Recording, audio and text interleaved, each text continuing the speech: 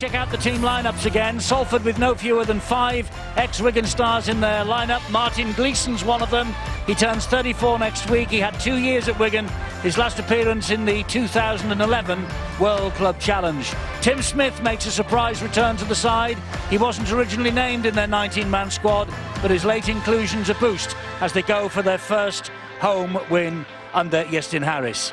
The Wigan connection continues up front too. Logan Tompkins is on loan now till the end of the season, and it's an all former Warriors second row. Harrison Hansen, who played such a big part in their double success last year, and Gareth Hock, who left in somewhat acrimonious circumstances and was out on loan at Widnes last year. On the bench, Tommy Lee comes back after missing the last 2. Darrell Griffin started last week but is one of the replacements tonight, and it is a big night for coach Iestyn Harris, who started the year as Sean Wayne's assistant at Wigan. Now the champions, they have 9 first-teamers out. Matty Bowen and Blake Green added to the casualty list after last week, so what a youthful-looking back division this is. Ryan Hampshire's just 19. He scored 24 points on his last full-back appearance at Bradford on Easter Monday. Matty Smith, the former Salford scrum half, is the grand old man of the three-quarters at the ripe old age of 26. Up front, Michael McIlorum led from the front last week, moves back to his normal hooking role from loose forward in the Magic weekend against Leeds, which means it's a starting appearance for another teenager, Ryan Sutton, who's been substitute in 4 of the last 5, did really well in Manchester. On the bench, 2 men with Salford connections. Darrell Goulding had 9 games on loan with them in 2009. He scored 5 tries. Jordan James will want a big night, having been picked up by Wigan after being released by Salford at the end of last season, and the coach is Sean Wayne. So after the sunshine and the glorious weather of the weekend and the shirt sleeves of the Etihad Stadium and the Magic weekend, we're all rugged up against a bitterly cold wind here in Salford tonight. Such is the English spring and summer. Wigan emerge then. They're right involved, as you would expect, 3rd in the table, 2 points behind the Saints, 3 off Leeds, and they do of course have the game in hand. They've won 10 out of the last 11 in the League and Cup, and they really do offer a crumb of comfort to Salford, because they've lost 2 of 5 away from home in 2014. Now then, the Red Devils, not out of the playoff picture yet, but they need a significant improvement in the second half of the season if they are to repeat their playoff appearance of 2006.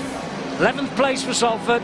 They face the reigning champions for the first time this year, the first time actually in 15 months, and they have lost, well, they haven't won any of their last 6 matches.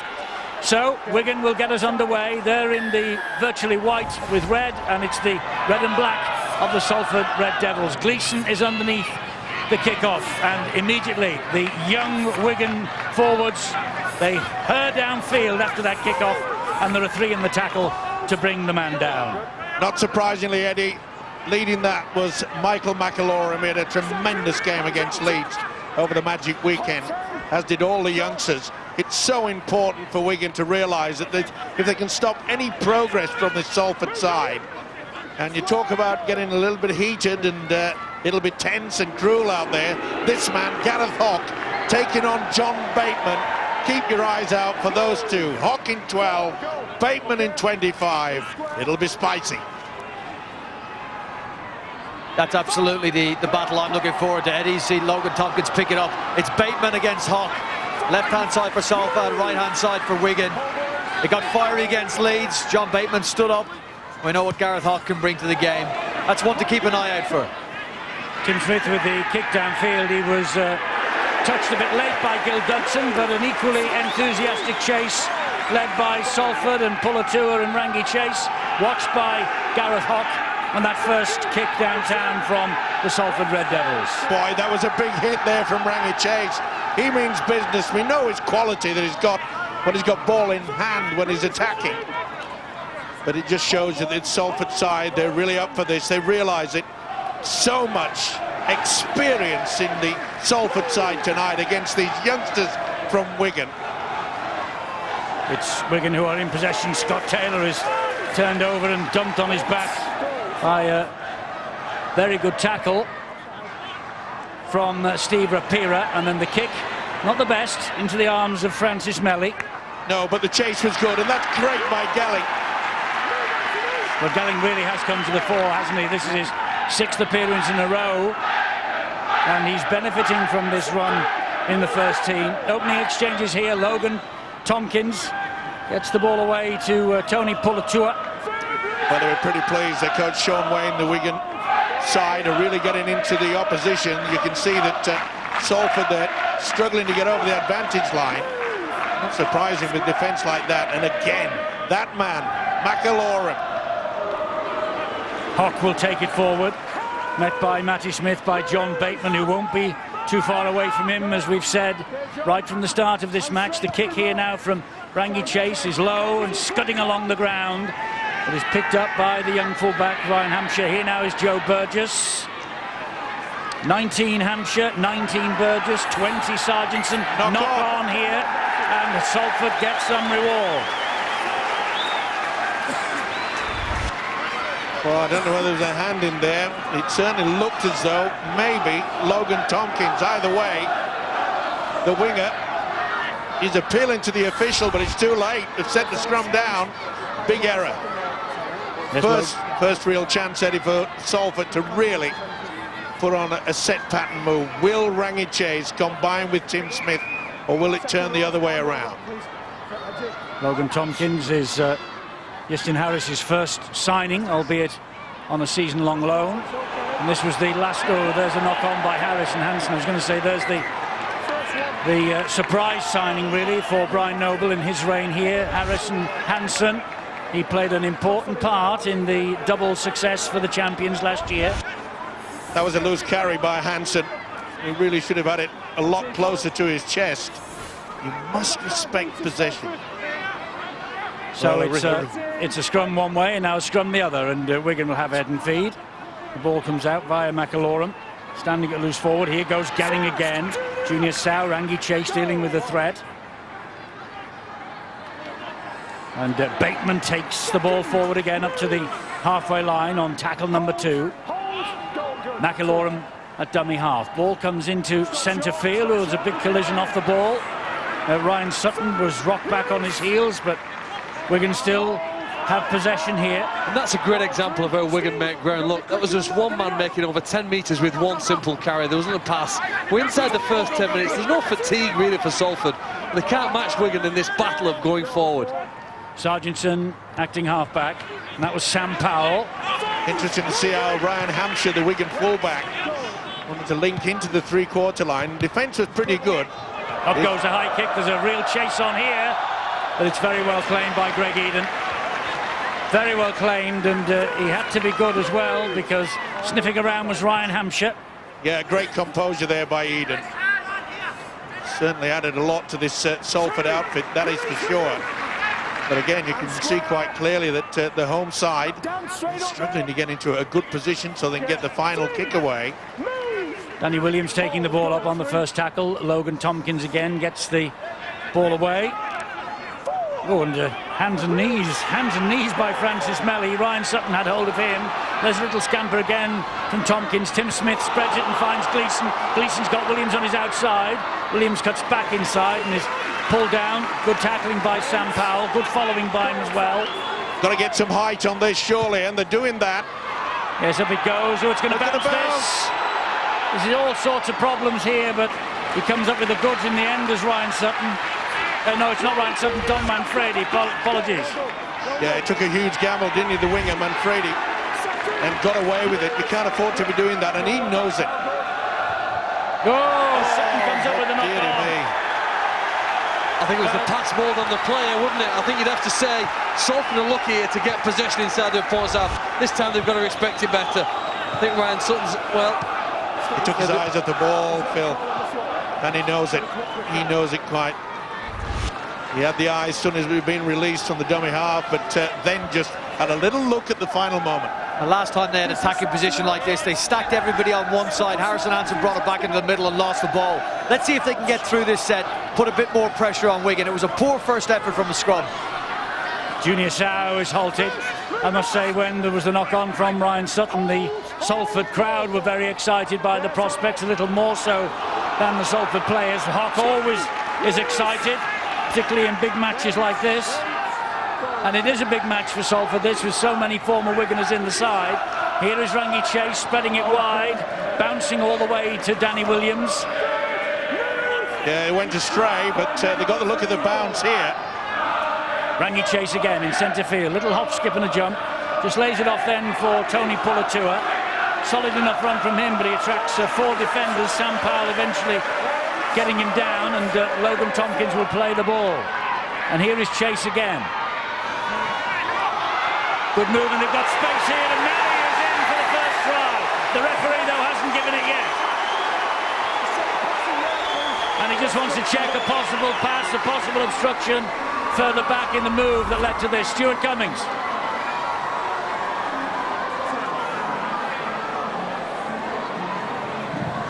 No sign of Stewart. We'll get to him in a moment, but they're looking for that. Was that the problem? Was that the run there and the diagonal, or is this the one here? This is the one coming up, Eddie. As he made contact, I think you'll find that he's certainly run the angle right into the defensive player. Have we got you now, Stuart? Can you hear me now? Yeah, we can. Excellent. Right. That's the one they're looking at. I think they're trying to work out, first of all, which side does he catch the ball on, and does he actually prevent him from moving across in defence? The collision there stops him coming through. He just nudges him out the way. Well, with what we've seen over the past, surely this will be chalked off for obstruction. Well, that gives the video referee the opportunity to come in. He's prevented the defence moving across, and therefore he's going to struggle to match up the numbers that Salford have on the right-hand side. Well, you can see that it's Ben Thaler who is the video referee, Steve Ganson the operator. Here comes the decision. They're not checking the grounding. It looks like this is going to be turned down. Decision is no try, obstruction, penalty, Wigan. Well, Melly scored it in the corner, but there was the obstruction in the build-up that we all saw, a collision. And Marwan Kukash, the owner of Salford, just looking on, will be a little bit frustrated by this.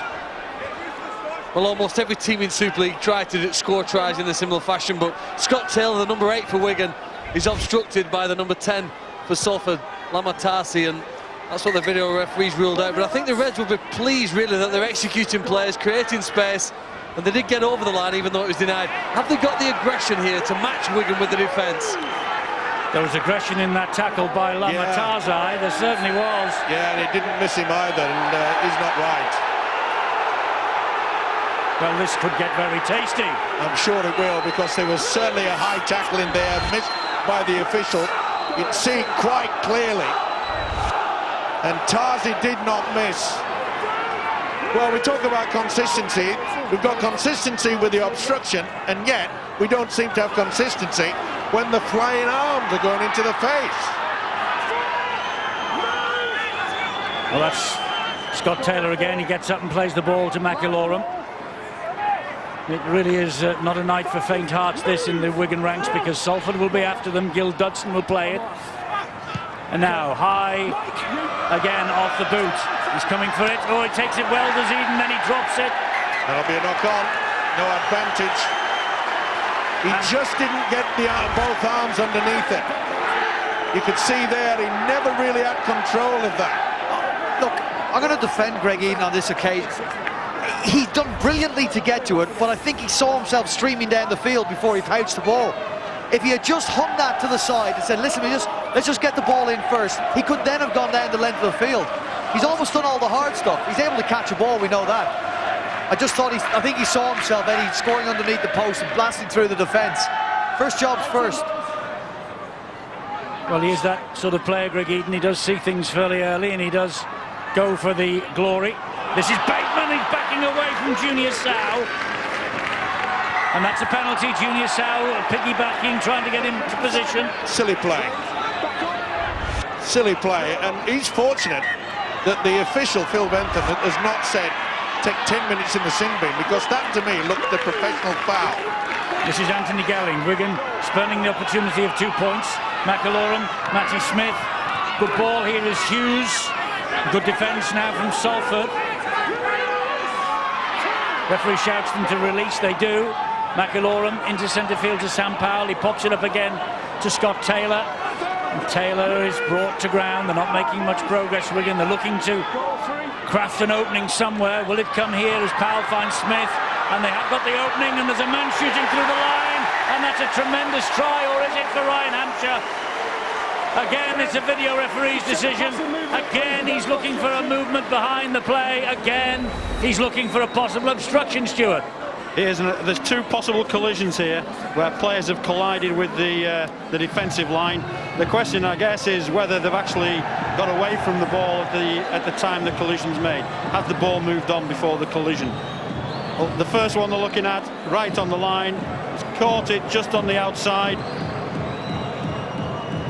For me, it depends on what happens after this. Does he prevent Rangi Chase? Is it Rangi Chase?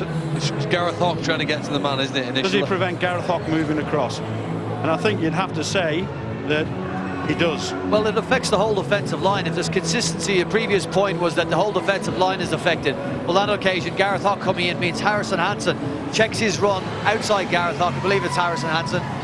He checks his run, comes in, and all the way subsequently has a knock-on effect out down the line. It should be chalked Steve off. Appiah it is, sorry. It's got to be chalked off, surely. Well, they're looking from the back of it, and what they'll be looking to see the runner doing is getting on the inside shoulder of the defender, and he clearly doesn't do that. It should be no try, but that's my opinion. The decision is no try, obstruction, penalty Salford. So that's one chalked off apiece.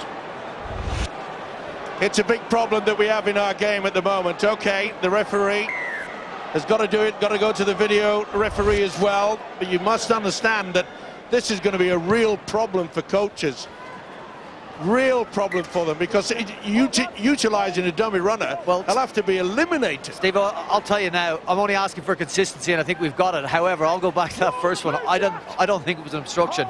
The first Salford attempt, I would have given that as a try, and subsequently I would have given that as a try. But when the first one is chalked off, you need consistency. That's just my opinion. I saw them both in action. I thought they were both tries. Bateman was hunting Logan Tompkins. Chase to Harrison Hansen. That looked high as well. Dutson did not miss. This is getting tasty. Not surprising with the guys like this, with Hawk out there. Bateman sniffing around. Oh boy, it's getting warm. It's cold out there, but not on the field of play. Rangi Chase's kick over the top, looking for the sideline. Oh, now then, this could be an interesting decision. Is this going to be head and feet to Salford? I think it will be. Yes, it is. He's made a real error as the full-back. Well, he had no other option, did he, Mike? It was going to be a 40-20. He has to try and keep the ball in play. So knock on, he's taking it out, whatever way, it was going over the side. Yes, still put his side under pressure. I understand what you're saying. It was a great kick from Rangi Chase. Well, how do you want him to save it? Well, it's the way he's putting his side under pressure. It's a great kick. It's just a really, really good kick. But Salford now, this is the third chance they've had. A scrum set inside the first 15 minutes in Wigan's half of the field. Sooner or later, they have to take advantage and score some points. And you'd imagine to be that same shape that saw Greg Eden throw a pass to Francis Melly. Now the try was chalked off. They scored against Widnes with that similar second man play. I would expect to see it sometime in this set. So Harrison Hansen takes tackle number 1, 15 metres away from the line, and Rangi Chase just feeds it up to Steve Appiah, the former junior Kiwi, and he's 10 metres from the line. This is Logan Tompkins, finds Chase again, back to Tompkins, then on it goes once more, and Appiah has to take the next tackle. That's 3 gone, 3 still in the bag for Salford. Now it's Tim Smith. Smith gives it back. This is a chance here for Greg Eden. Eden gets himself over the line, but it's good harassing defence, isn't it? Yeah, good utilisation of the dummy runner on that occasion. They went on the angle, but great defence, not the best pass, and they've come up with the error. Yes, but there's a penalty. I think a penalty for offside, is it? Or no, hands in the ruck. Hands in the ruck is the signal from Phil Bentham. Well, that swing-back switch play almost got them, didn't it? And Greg Eden was close to going through, but they couldn't find that pass. You know, even when you get over the line against Wigan, it's still hard to get points. So to give themselves a little bit more depth to try and attack this line. They come back off the penalty, and Gleeson will restart and give it to Smith. Smith then to Pulatua. So it's a consecutive set coming at the Wigan defence, and Chase, it was off his face, neck, chest, shoulder, you call it.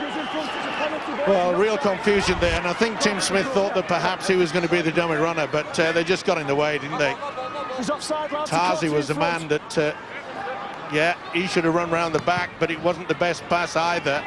Keep an eye on that play, though. When Logan Tompkins jumps out with Lamatasi or Adrian Morley or Tony Pulatua on his shoulder and finds a man out the back, that's the start of a Salford play that has worked for them. Certainly worked against Widnes on a couple of occasions. If you remember Rangi Chase breaking through off Logan Tompkins with Lamatasi as an option runner. Just keep an eye on it. It's the best shape they have in attack. When Logan doesn't pass off the ground, jumps out and finds somebody behind the straight runner.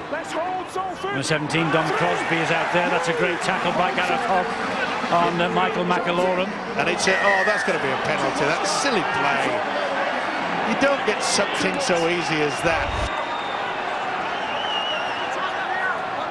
McAlorum just said, get out of the way, and oh, silly penalty. He actually had to go on the tackle before Gareth Hogg. He locked the ball carrier's head with his knees on when he was trying to play the ball, so he made sure he got one on the second time, I think. Penalty then to Wigan, and Crosby stopped dead in his tracks. It was a tremendous tackle by Rapira. Here they come again. Logan Tompkins in with Pulatua. You can see quite clear that Justin Harris has been working very hard on the defensive work. They're a little bit slack at the Magic Weekend with the Salford side, especially on the short blind side. But they seem to have shored that up well.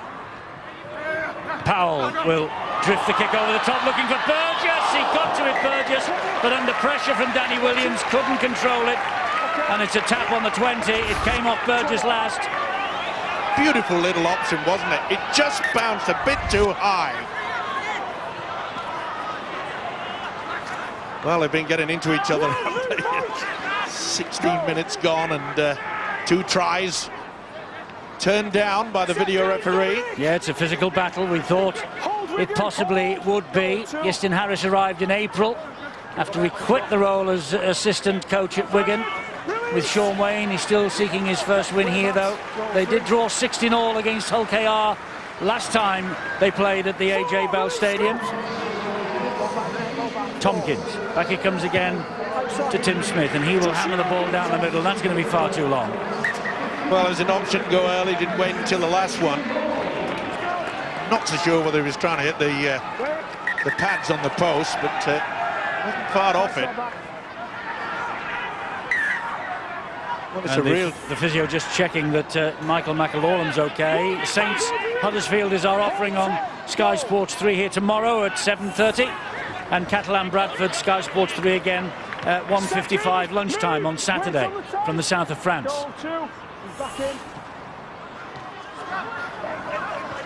Be interesting to see which side will now get away from the forward battle. Get the links working. Both Sam Powell, Matty Smith for Wigan, Rangi Chase, Tim Smith, they've formed a pretty good combination. Double change by the Salford coach. Griffin and Morley coming on. Meanwhile, this is Dan Sargentson getting away from 2 or 3 and seeing a hole. And I think here's an obstruction decision going against Wigan again. Penalty to Salford. Sargentson ran behind the man. He stood in the defensive line, so there's no way that he could do anything other than give the penalty, although there was no obvious obstruction. No one was. I can't believe that that's... I suppose Tarzi was affected slightly in that, and that's probably because he's made the break. He's pulled it back for that obstruction. Do you agree? Oh, and Adrian Morley's only been on a couple of minutes and he's got a nasty bash on the top of the head. Do you agree, though, Stuart, that this obstruction business is stifling things just a little in 2014? Well, to be honest, Eddie, I don't think there's been that many decisions referred to the video referee for this season. It seems to be 2 teams here who are very good at running lines, and we've had 2 incidents already. So, you know, I actually think it's been tidied up quite a bit this year. It's just that we've had 2 early on tonight.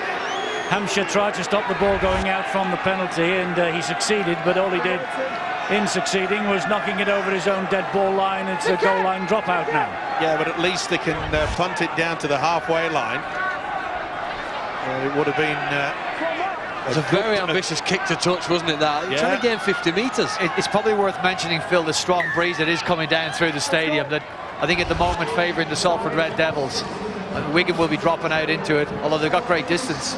Low kick, landing near the halfway line, but it is a strong wind, Eddie. It will favour Salford with kicking. Yeah, it's strong, and it's a chilly wind too. The conditions have turned around in the past 24 hours. Amazing. Summer was here a wee while ago. This is Tim Smith. Here is Rangi Chase. Chase gets a short ball away, and it's another bounce off the chest. They're very, very elaborate, aren't they? Yeah. Salford with their play. They're playing to a pattern, and sometimes it doesn't work. It's a bit over elaborate. The ball out the back was the option there, not the short ball. The ball out the back. They'd done everything to create the overlap. Logan Tompkins jumping out again. It's the ball out the back that should have gone on that occasion. But, as I've mentioned before, some of these players perhaps are a little bit frightened of utilising the dummy runner. Oh, they nearly coughed it back. Went backwards, says the official. They got it right. Went through the legs, and Joe Burgess picked up the pieces. Coming up to the midway point of this first half, 0-0. But there's been quite a bit of incident. It's not a dull 0-0, there's no doubt about that. Not when there's big defence like that, Eddie. They really are getting into each other, but as you say, it's a side that sort of settles down, get the pattern going. Kicking game from either side, apart from Rangi Chase's attempt at 40-20, have been pretty average. You can see young George Williams, number 27 for Wigan, just making that pass. He's recently come on, Eddie. I think you were right. The physio did come on to see Michael McAlorum, and that's a blow if he's off injured for the rest of the game. You can see here, very little in the score, very little. A lot of errors in this game. I think a bit of tension for Salford. They know they've got to win this game. It's a must-win match, and they need to get... Great play by Matty Smith. He's hacked the ball out here to Joe Burgess. Oh, and it was just too strong from Burgess. It was a chip through by Smith. He followed it up. There looked nothing on. He got a boot to it. It came out on the left-hand side, and Burgess, if he could have picked it up cleanly, would have been in. Brilliant thinking by the halfback, Matty Smith. Got the kick through. He knew perhaps he couldn't reach down and pick it up. But just have a look at this for the restart by Salford. A quick thinking of Rangi Chase. It's an optional kick, this. He can tap it or he can go for length. And just look what he goes for. Right down the far side of the field. And he finds touch over there. And because of that, Salford will get head and feet. That's as good, if not better, than a 40-20. Yeah, brilliant thinking. Instead of the set patterns, we're going off-the-cuff stuff, which we've seen from Rangi Chase for many, many years. Let's go straight down to Bill. Yeah, Michael McAlorum has left the field, and it is a knee problem, I understand. He's in the dressing room getting treated. They're not certain whether he's going to be able to come back on.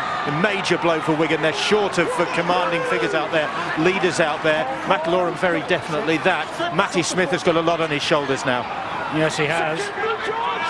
So if he is badly injured, that will be the 10th Wigan first teamer out of this match tonight. Here is Adrian Morley, meanwhile, trying to rampage all over the top of Sam Powell. Now, Rangi Chase, whose kick caused all this mayhem. This is Eden going towards the corner, and three defenders get there. A good job that Bateman and Smith did. Chase. Now Morley. They're screaming for the link out here on the right-hand side. Will they kick instead? Well, Harrison Hansen asked for the kick to be put in. It did, and it comes back. Oh, he's just dropped it, I think, Tim Smith. Couldn't drag it in. Oh, sometimes you just get the luck, don't you? Ricocheted off there, and they just could not get it. Boy, it's been a game of missed chances. So near yet so far for both sides. Try a piece chalked off by the video referee for obstruction. And look at this. Come. No, it just misses. Well, the wet conditions perhaps didn't help him either, Eddie. Well, who is going to get that scoreboard clicking over?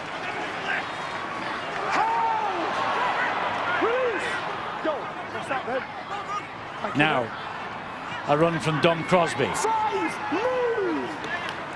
Sean Wayne knows these youngsters are doing him proud. High kick from Sam Powell. Very high from Sam Powell. Oof. He did well in the end. Did he ever? Matty Smith was putting the pressure on Greg Eden, but he got it. He got a second time, just bobbled slightly. And it's good tactics as well. As mentioned, it's pretty damp out there. Can't see much of a difference between these sides. I know the scoreline says there's nothing much in them, but I'm looking and seeing who's going to be the first to apply the tourniquet. Now apply the pressure, and it seems to be very level between them both at the moment. Tommy Lee is out there. Here's Junior Sow. Whoa, straight through Matty Smith. But good job for him. But the likes of Dodson was there. Here we get to the fifth tackle. They're only just inside Wigan territory. Another high kick from Chase. That shows you how strong the wind is. That's almost in the front row of the terrace. And that will be noticed as well by the Wigan coach, Sean Wayne. And Matty Smith, fully aware of it. And, of course, youngster Sam Powell. You know, there haven't been many teams who've played Wigan recently, Eddie, and 24, 25 minutes into the game, not been behind. So I think Salford, I just sense here, are realising in the last few minutes they've got a chance here. They didn't play particularly well. They came up with mistakes early on, but they're now in this battle. Are they consistent enough, and is their concentration good enough to go here now for the next 15 minutes? Even better, even faster, even harder than what Wigan can play. Well, Jordan James picks himself up. He'll be keen for a big night tonight because Salford released him at the end of last season, and Sean Wayne and Wigan picked him up and gave him a Super League lifeline.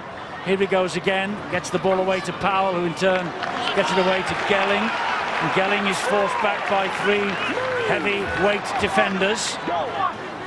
You talk about getting someone out there with the experience. We know that Matty Smith certainly has that for Wigan. But it was interesting to see there that John Bateman, the second row, he normally runs out wide. They utilise him as though he was a prop forward there. He's doing his work down the middle. And that's going to be a key factor for Wigan. Share the workload. 0-0, 25.5 minutes gone.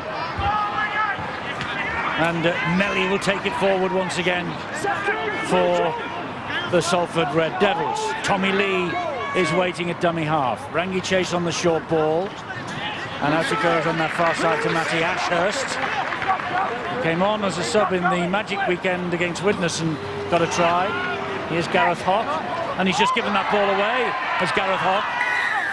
The referee, what's his decision going to be? I think it's a knock-on here. Oh, it's a ball steal. Is it three in the tackle? That's an example, Eddie, though. I think people say Salford are too loose. They've got risk takers. Hawk and Chase, they've seen. I think he's just been too loose there. Can't afford, can they? At 0-0 in their own half of the field to take those sort of risks. Well, he just gave the ball away, didn't he? He just allowed it to drop and hoped against hope, and the referee came up with the goods for him. Yeah, I think he got the nod from the touch judge as well. But it appeared to me as though Hock just released that. Smart move, got away with it. Now then, surely the tension, the pressure. Tommy Lee comes back into the middle of the field with an untidy pass that finds Chase. And here's Hansen again. Not making too much progress forward, Salford, at the moment. Maybe they will here now with Chase. He gets the ball to Matty Ashurst. Well, I'm waiting for Rangi Chase to try the dummy, the step. He really has not asked the question of this Wigan defence. Here he is again now. There was the dummy, there's the pass. Eden, it's opened up here for Melly this time, but then it suddenly closes as Wigan's scrambling defence comes across. Rangi Chase again, switches the direction of play, gives it then to Gareth Hock, and Hock's going for the line. Now he surely can't do that, because wasn't he tackled and then didn't he just propel himself forward, and did he ground it anyway? It looked to me as though the ball carrying arm hit terra firma first. He has to have a hand laid on him though, Stuart, doesn't he? He does. He has to be tackled on the ground. Somebody has to be hold of him while he's on the ground, while the ball carrying arm has hit the floor, or the ball has hit the floor, obviously. Nice play from Chase, and here's the incident. Now then, his next shot will tell us. Released around the legs at the minute. There's a man hanging onto his shirt there, and he's held there. He can't propel himself any further forward. His tackle short. Penalty. this should be a penalty to Wigan for a double movement. Well, Manfredi is the man who had hold of him as he was released by Matty Smith. Well, it's a shame really, because it was a couple of nice touches from Rangi Chase that got them into this position. And you can see quite clearly that is a double movement, so that should be a penalty to Wigan. So another NOTR1. Decision is no try, double movement, penalty Wigan Warriors. So double movement was the call, and it was actually almost a triple movement. There's the double, and there's the triple. And what's the response? That's the big question here now for Salford. What can the response be here now with the next 5 players? How hard can they hit? How much can they control the tackles here and get back and contain Wigan at this end of the field? I tell you, when you see how far he was able to get that kick, or how short the kick was from the penalty, it'll give you an idea of the wind. It'll also tell you that Salford have had all that in their favour, and Rangi Chase has been brilliant with a couple of kicks to take advantage of that. They've had all the field possession, Salford, but still 0-0 on the scoreboard. Should that switch around in the second half?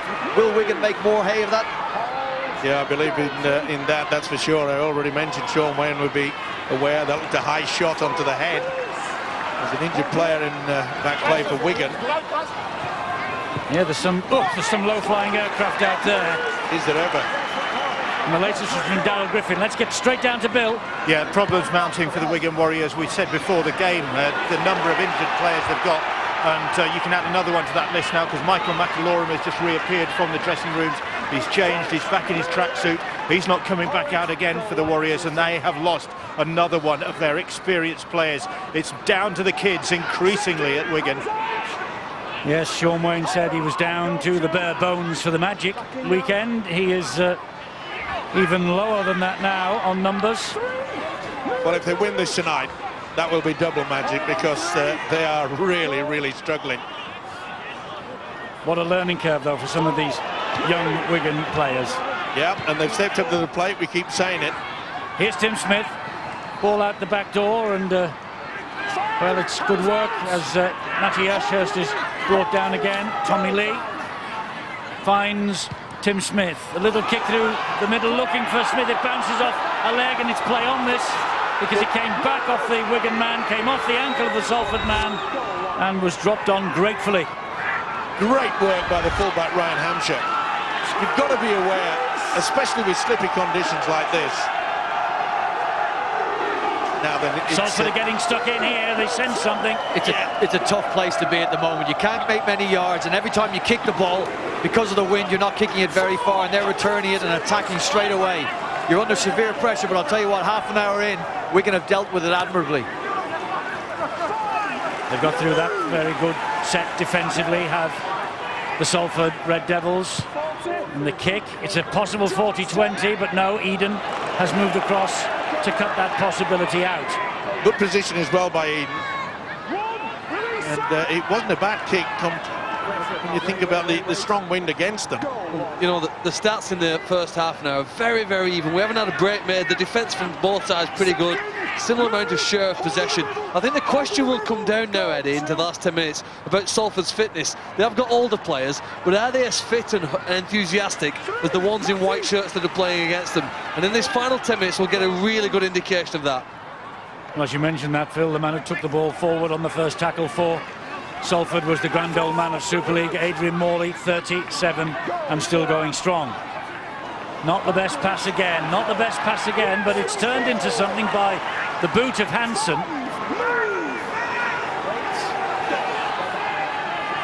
Well, some of the passing is on. That was a gift. That really was a gift. But I'm just saying, that's got to be a penalty. Well, if we can make it to the half-time hooter and it stays at 0-0, they will be very, very pleased indeed, because they've had to dig deep. I'm not so sure that was a steal. And that's got so little to do with fitness. Tommy Lee got away with a really poor pass and his teammates covered up. Then on the last tackle, when they've got the whole of the open side of the field to kick to, he goes short and kicks it straight into a Wigan player. You've got to put pressure on him. You've got the wind, you've got the elements in your favour. Turning over a ball like that is inviting trouble. Powell gets it away to Matty Smith, and a short pass from Matty Smith. Wigan haven't had many opportunities in this first half to get anywhere near the goal line from Salford. And this is important now. They know that the minutes are ticking away. If they can just camp down there, make sure that little kick into the in-goal area may get another set of 6. Tom Crosby, here is Matty Smith.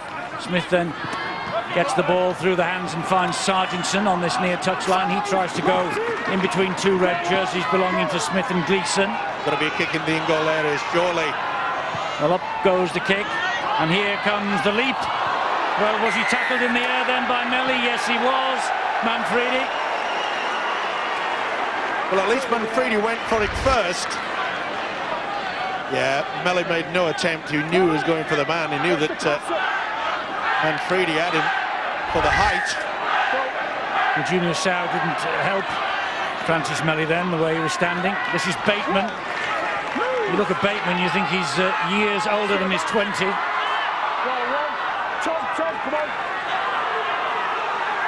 Solid defence. Wigan now looking to prise open that defensive line. Can they here with Matty Smith? Good movement. Chances here. It does open up, and Sargentson is in for the first Wigan try. Or is he? Another decision being handed upstairs, and it's the lead runner again who has the question mark hanging over him, and Matty Smith, I think, is expressing the frustration that a lot of people are thinking at this particular moment in time. Well, I think the gap is opened up by an obstruction, not necessarily the lead runners coming through as we saw in the first couple. We'll see as the ball's moved across. Again, we've got the lead runners coming through. Nothing wrong with there, he's through, there's no obstruction on that play.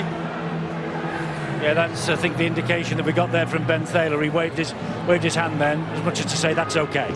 Is it this one? A slight doubt on that, but I think if we move on, we see a bigger obstruction later.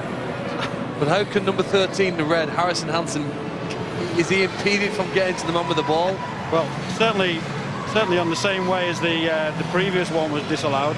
There was a touch on the player that pushed him back out of the line, which stopped him moving across in defence. I think that is obstruction. He's run behind the man with his own team catching the ball. But that's obviously what they're looking at, where he's caught the ball. My feeling is the ball just gets on the outside of him as it goes through. Well, if you look at the grass and the cutting of the shade of the grass, I don't think he really does it? Quite frankly, this is just confusing to everybody.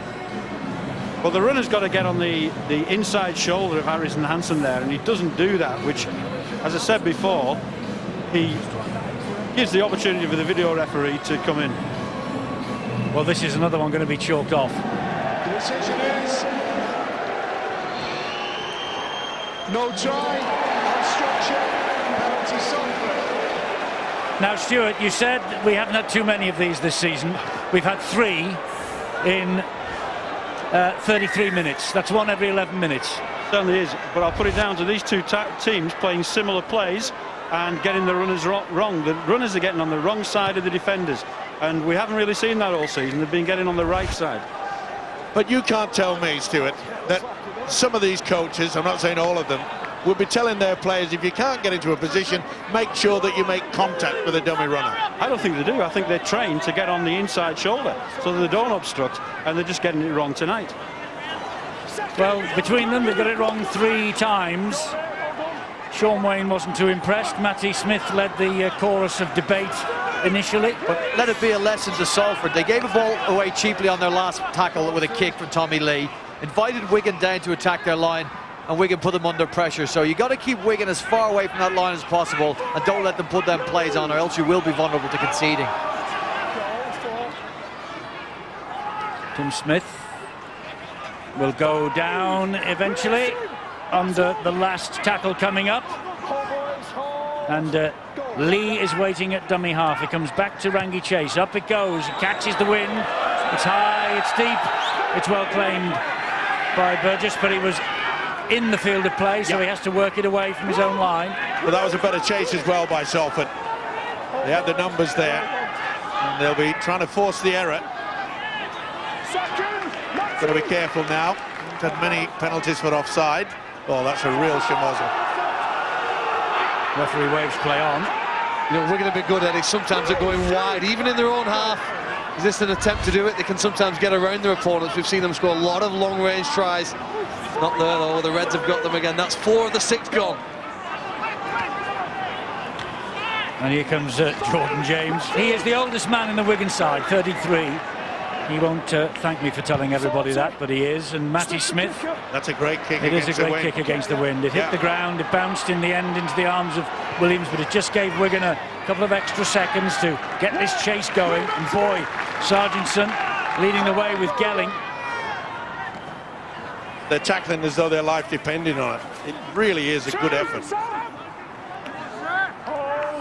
Who would have thought it? 35 minutes gone, 0-0. That's nearly 36, and this is Melly in centre field for Salford.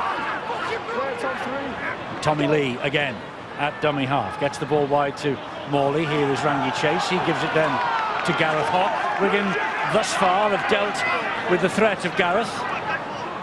Griffin. Yeah, they're getting, as they did against Leeds as well at the Magic. Wigan are getting one down to the legs, the ankles, another 2 over the top. That's a better kick. It's high, but it's caught the wind. It's gone actually straight up in the air. It's easy, as it turned out for Gelling. Surprising that none of the Salford players contested it. They waited for him to catch the ball. The whole purpose of kicking it so they could contest it, give them a chance to get it back. Well, they didn't. Wigan have the ball in hand. 2 tackles gone this set of 6. Gelling. Tim Smith and the crowd appealing for a forward pass, but touch judge and referee happy it wasn't. He's put in a good performance as well as the centre, Anthony Gelling. I know that they've got to keep saying distribute to work. On halfway, Jordan James plays the ball to Williams. Powell out the back to Smith, and here is a chance. That was nearly through by Ryan Hampshire. Good work by Rangi Chase, didn't take the dummy. And high now, and a crossfield kick from Matty Smith looking for Burgess, finding Burgess. Burgess gets the ball away, it went flat, says the referee. That was the last tackle. Salford did well in defence, and that will be the turnover. Yeah, scrambled back well, they had to as well. The high kick from Matty Smith was very, very difficult indeed. This might be Salford's last chance of this first half. 2.5 minutes to the break. Only Ryan Hampshire back in defence for Wigan, standing deep just in case there is a kick and chase. Morley. Lee, and ball comes to Griffin again. And again you see these Wigan youngsters just chopping them down. Very rarely we've seen a half break, never mind a full one. Matthias Hurst goes down on tackle number 4. Here is Harrison Hansen again, and Hansen gets Salford to halfway, and here comes the last tackle. Now then, the wing on the far side will drop back just in case. Chase just pumps the ball towards the line, and Hampshire picks it up. So it's now maybe Wigan's last chance to have a go at the Salford line. 32 is Joe Burgess. I think they'll be quite happy just to go in at level score in the half-time break, Eddie. They really have frustrated Salford, who have had more possession, I would suggest, and also certainly better field position. Sargentson again.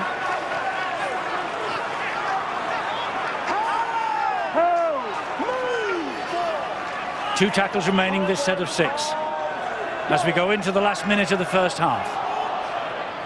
Powell gives it, and Smith gives it, and there is Hampshire, and he has found Manfredi. Don Manfredi, actually, interesting about him, he played on loan for Salford in March and scored 2 tries against Warrington. Smith with the soccer skills. Oh, and he hacks it behind the attack and the defender, and this is a try, surely, for Bateman. This cannot be disallowed, surely, for Bateman. Oh, he's gone upstairs again. What's he looking for this time? It's got to be onside, hasn't it, from the kicks? First judge on this side, Tim Roby, just was a little concerned about the onside at the last kick. I wasn't too concerned myself. I think this will be fine, but we'll probably get it confirmed by the video referees here. Oh, it is quite close, isn't it? Chasing through on the far side. Is he behind the ball when the ball's kicked? That's what the video referees have to decide. There, it's kicked. I think it's level. So he has to be behind, is that what you're saying? Both feet have to be behind. Well, you can see clearly that they've blocked it out, the light green. I think that looks as though it's A-OK. We may get a try. Well, it was smart thinking, wasn't it? Instead of going for the ball, he went for the second kick. Beautiful work there by Matty Smith. Got it through. Now then, does he get a touch to it? Does Greg Eden touch it as well? It's just the grounding now. Does he have possession of the ball? Does he lose the ball just before it goes over? I think he's got it down. Well, Matty Smith, once upon a time, was on Everton's books as a trainee footballer. And we're not too far away from Old Trafford, where the grand final will be. And Matty Smith showing all the soccer skills in the world here to produce this opportunity for Bateman. And I think that proves conclusively that this might be given. We're waiting the decision. Here it comes. Try. The player is onside. Ground is okay. At long last, in the dying seconds of the first half. Yeah, the deadlock is broken. John Bateman with the try right on the stroke of half-time. Brilliant by the halfback, Matty Smith. Got impeded as well. Eden just couldn't get a fingertip to it. And Bateman, who really has had to stand up, even at only 20 years of age, is classified as the most experienced out there, or nearly anyway, and that is great stuff.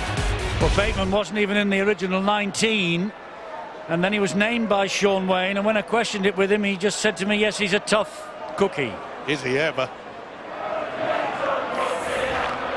Matty Smith then, who created it with the kick through twice, with the opportunity here right on the stroke of half-time. The hooter sounded to make it 6-0, which he does. Well, it's been a real battle, but the Wigan youngsters have come to the fore in the last minute, as it turns out. Matty Smith with the dribbling skills and John Bateman with the try. We have had 5 decisions from the video referee, 4 turned down, the last one given the green light. And that's why we have the half-time score of the Salford Red Devils 0, the Wigan Warriors 6.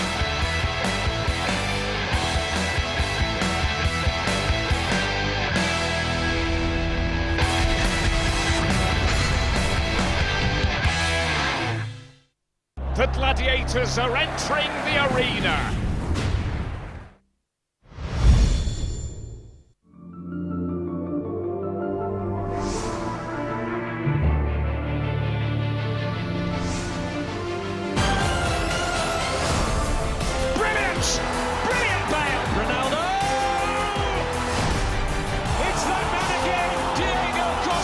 A Madrid derby, but this time it's the Champions League final.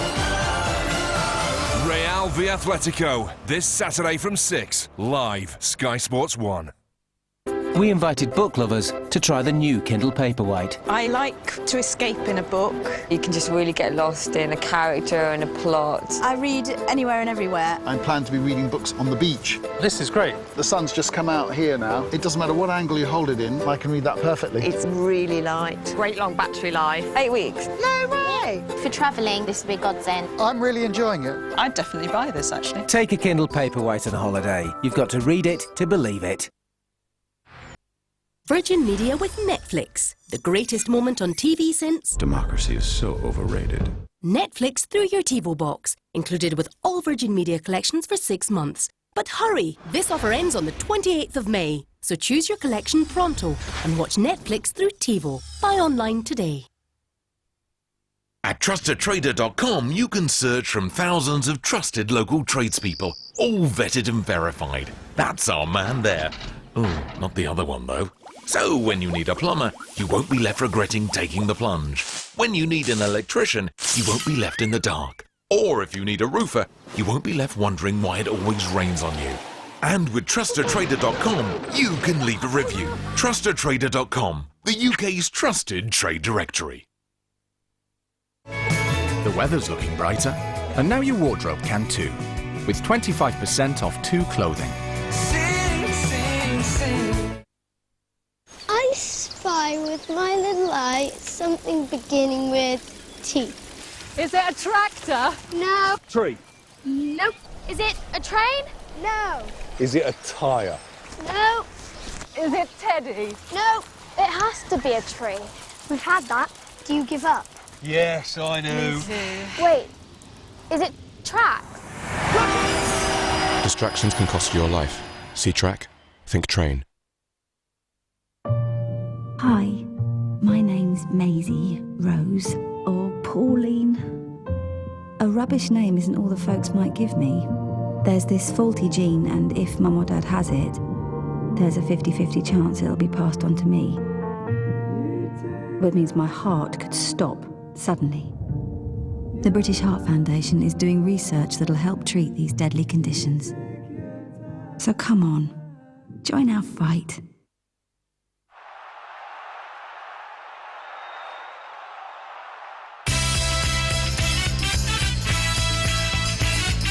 Can you feel that? When both teams score, it's goals galore. Pick 3 correct games and turn a tenner into £55. Pick 5 games and pocket 170. If you love football, you'll love a bit of Betfred. Sign up now for no deposit, £10 free bet, exclusively on your mobile.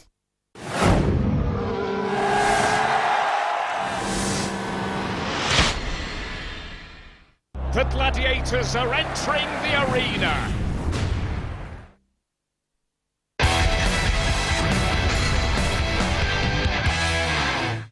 Louis McCarthy, Scarsbrook. Yes, he's one of the biggest names in rugby league. Hull FC captain Gareth Ellis. Welcome back to What's the Story. Alongside me tonight, Jamie Peacock. Some of the stars of Super League paid a visit to the Sky Studios this week. First time I've had my invite, I've loved it, and I'll come back again. Game changers, are you ready? You don't have that love and the passion for the game anymore, then that won't happen for you. You will not become successful at it. Have we got lots of rugby league fans in the audience today? Reckon I've got a chance of making it as a rugby league player? Because this young side, again, have done him and his club credit. They lead by 6 points to 0, but it's going to be a much different story, I think, compared to 15 months ago. A very interesting first half, chaps.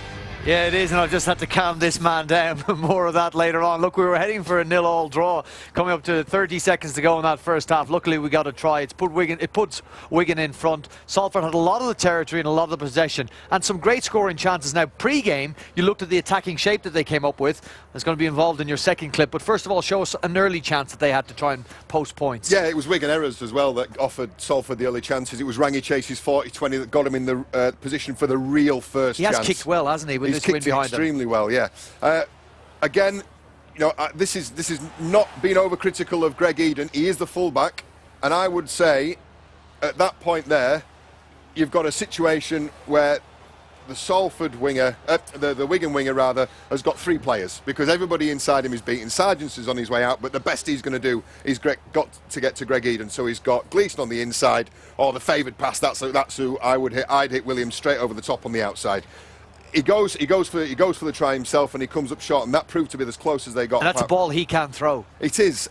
This is the thing. Perhaps you put this down to settling into a new team environment. That's certainly an area of the game that we saw him last weekend. This is certainly not an area of the game we would normally be critical of him. Yeah. He's normally very, very good with those passes. I think he hit. Well, he hit Melly today, and it was disallowed because of an obstruction. He was able to throw these balls, no doubt. That's it. But if we run this on, you can see he goes for himself, and unfortunately just comes up. Well, he gets held up over the line.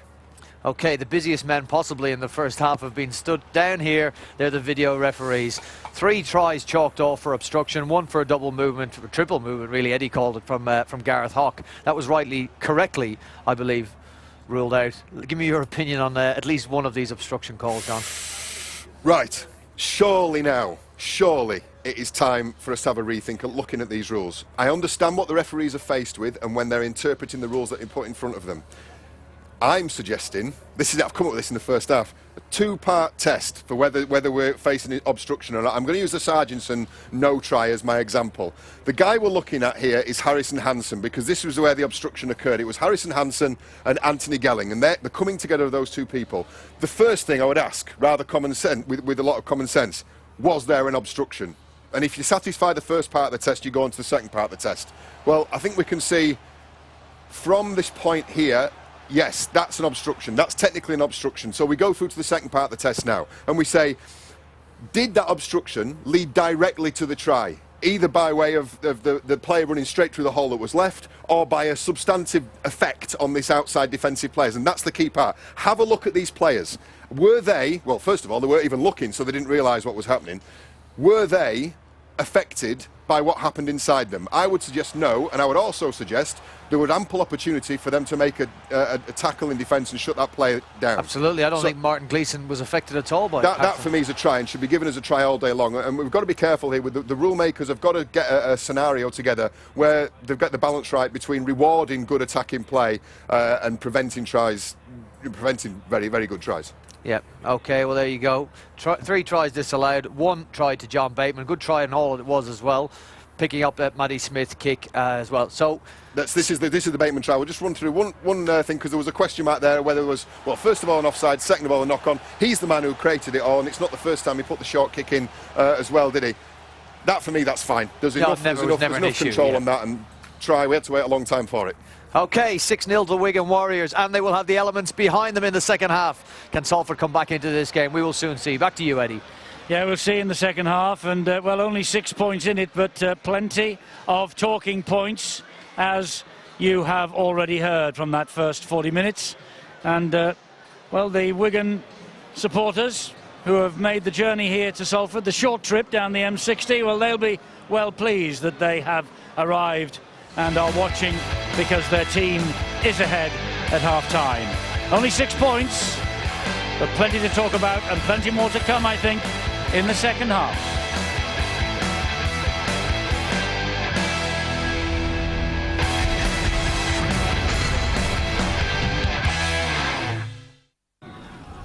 Has he got downward pressure? I think so. This is the weekend where dreams become reality and England welcomes in a new dawn, where the tour comes home and the streets come alive, where there's a first and last chance for European glory and city rivals fight to be crowned champions. The ultimate weekend, live on Sky Sports, starts this weekend. We invited book lovers to try the new Kindle Paperwhite. I like to escape in a book. You can just really get lost in a character and a plot. I read anywhere and everywhere. I plan to be reading books on the beach. This is great. The sun's just come out here now. It doesn't matter what angle you hold it in, I can read that perfectly. It's really light. Great long battery life. 8 weeks. No way! For travelling, this would be a godsend. I'm really enjoying it. I'd definitely buy this, actually. Take a Kindle Paperwhite on holiday. You've got to read it to believe it.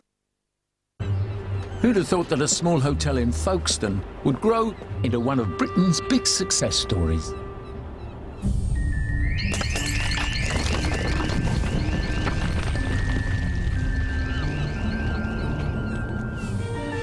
We started with seaside holidays, but soon we were taking our intrepid customers on adventures all over the world.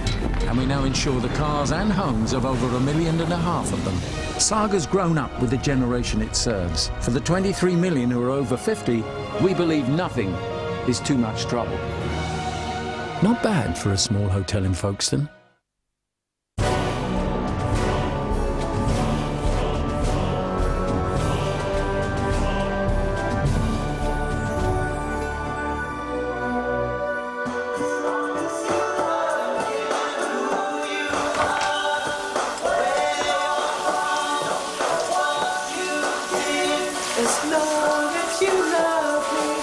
Make love, not war, with new Lynx Peace. Also available in shower gel. The weather's looking brighter, and now your wardrobe can too, with 25% off 2 clothing. Sing, sing, sing. Want a free bet on the All-Spanish Champions League final this Saturday? Well, if Real Madrid beat Atletico 2-1, we'll give you £100. That's £100 if Real win 2-1. Just free text BET to 67555 to get your free bet. Real are favourites for this All-Madrid clash, so get your free bet now. Free text BET to 67555 or visit betbright.com/TV for your free bet to win £100. This is no ordinary household. Oh no, it's a Virgin Media household, which means everyone has the power to do what they love. Right, Usain? Yeah, man. I can watch my favorite team whenever I want. I can destroy my enemies in high definition. I can chat to my girlfriends all at the same time. And I can watch my favorite athlete wherever I want. Not all services are as reliable as Virgin Media, so why not experience the power of our network? Search Power of Our Network today. This is the playoff final where the efforts of an entire season come down to 90 minutes of football. Has he got downward pressure? I think so.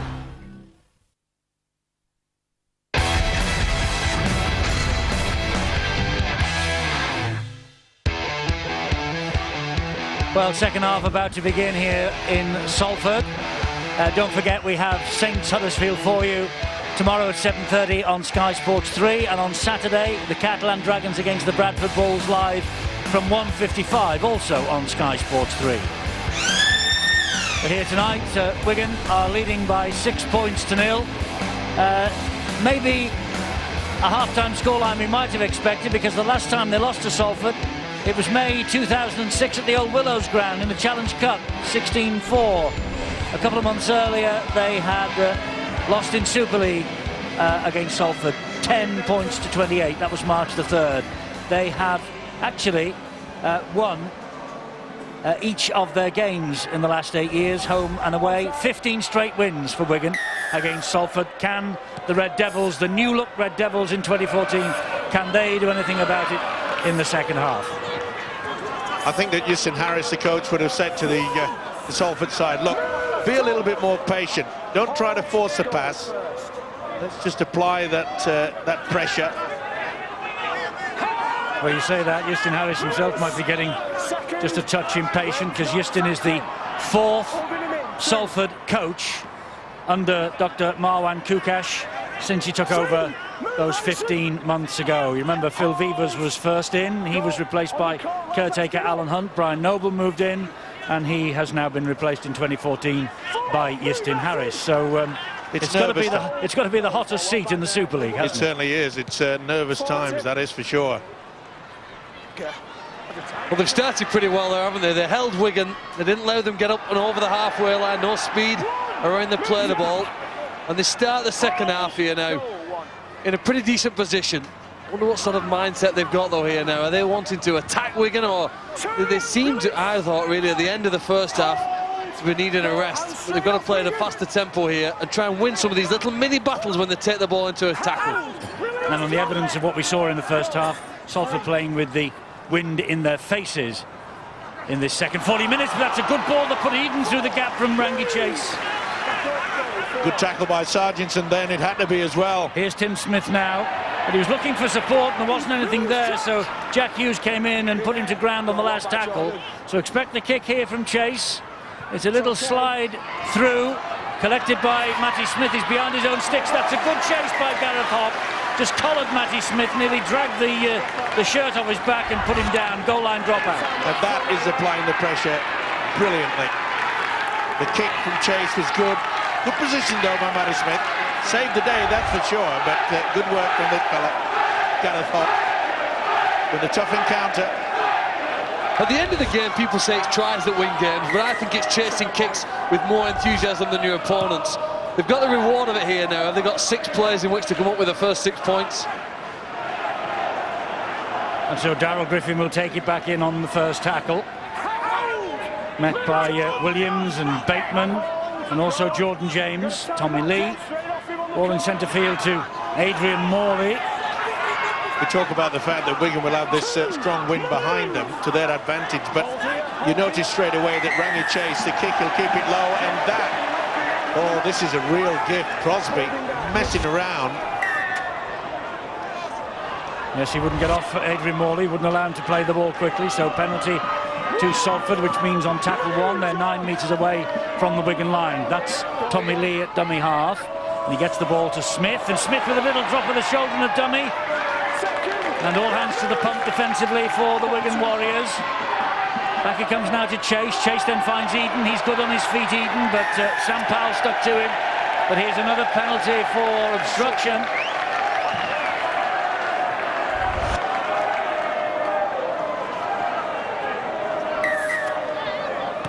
Stuart, explain, debate, please. Well, I think that one was a bit soft, and there was more a push-off by the Wigan defender rather than Harrison Hansen, so I think they're a bit unlucky on that one.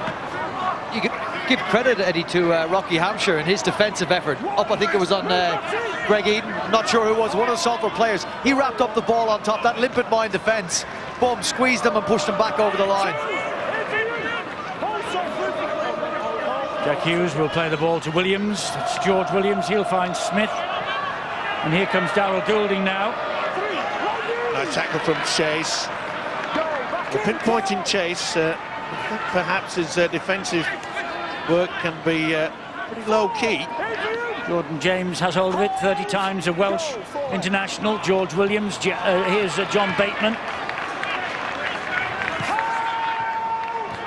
Bateman drags them to the 30-metre mark. Here's the last tackle, so Smith hoists the kick. This is drifting everywhere in the wing, well claimed by Williams, but Burgess does well with help from Gelling. He's over the line, goal line dropout. Tremendous stuff. That is true professional kick. Great work. Burgess, Gelling get in and push him over the in-goal area. Crowd don't like it, but the official has got it spot on.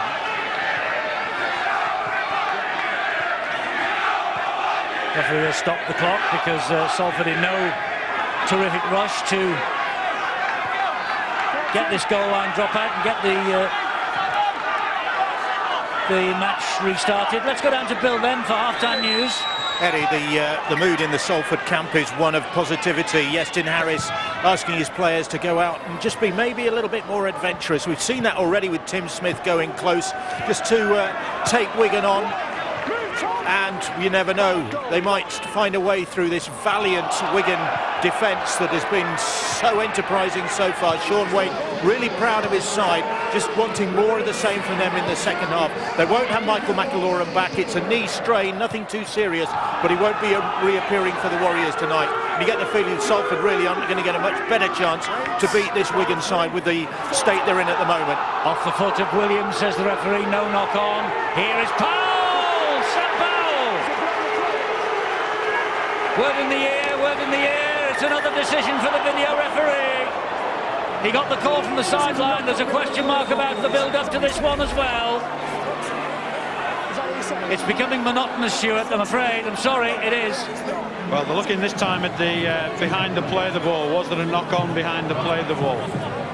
Now, it's a knock-on this time, it's not an obstruction. Not an obstruction, they're looking for a knock-on behind the play the ball. So they can't look at the incident around the play the ball. Is when the play the ball comes loose, that's when the video referee can take action. Is this one of those attempted to play the ball? I think it hits his foot. I think Williams, the foot, that's fine. Is that a play the ball?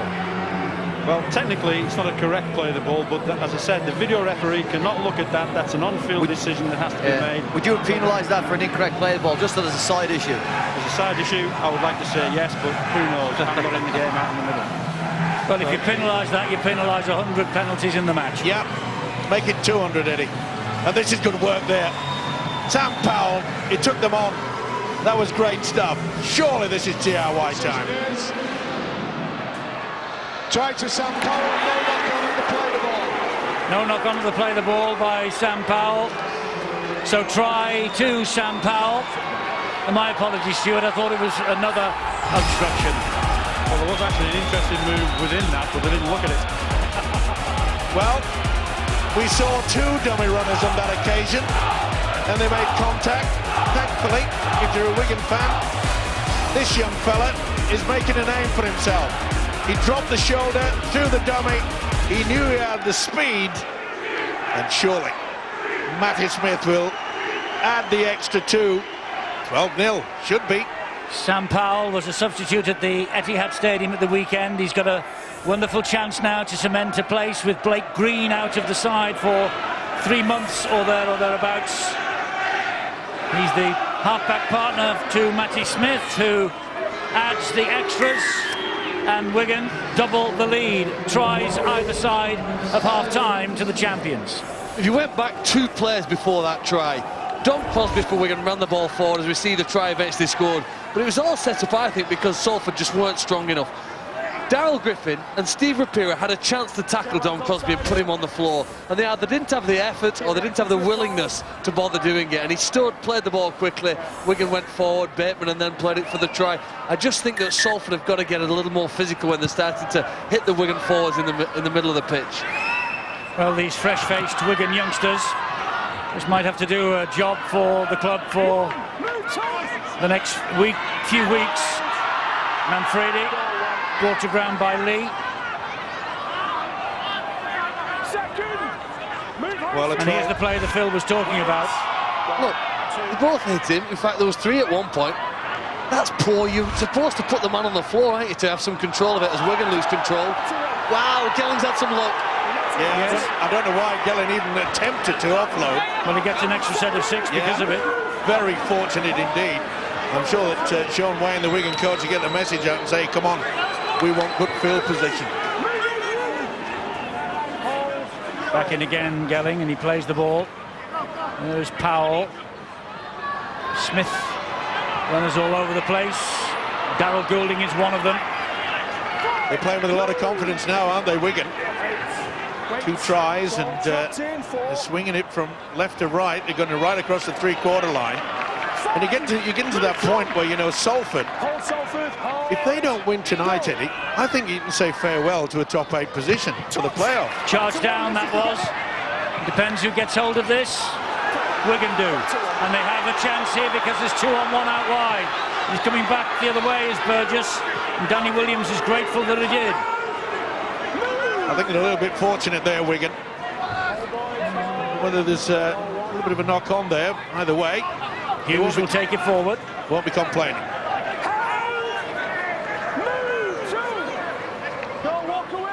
George Williams. Movement all over the place for Wigan. Hampshire held on. Hampshire plays the ball. Williams. He impresses me, this fella, George Williams. Here they come again with Matty Smith, and then he finds Powell, a short ball from him to Gelling. That blind side looks a little bit weak.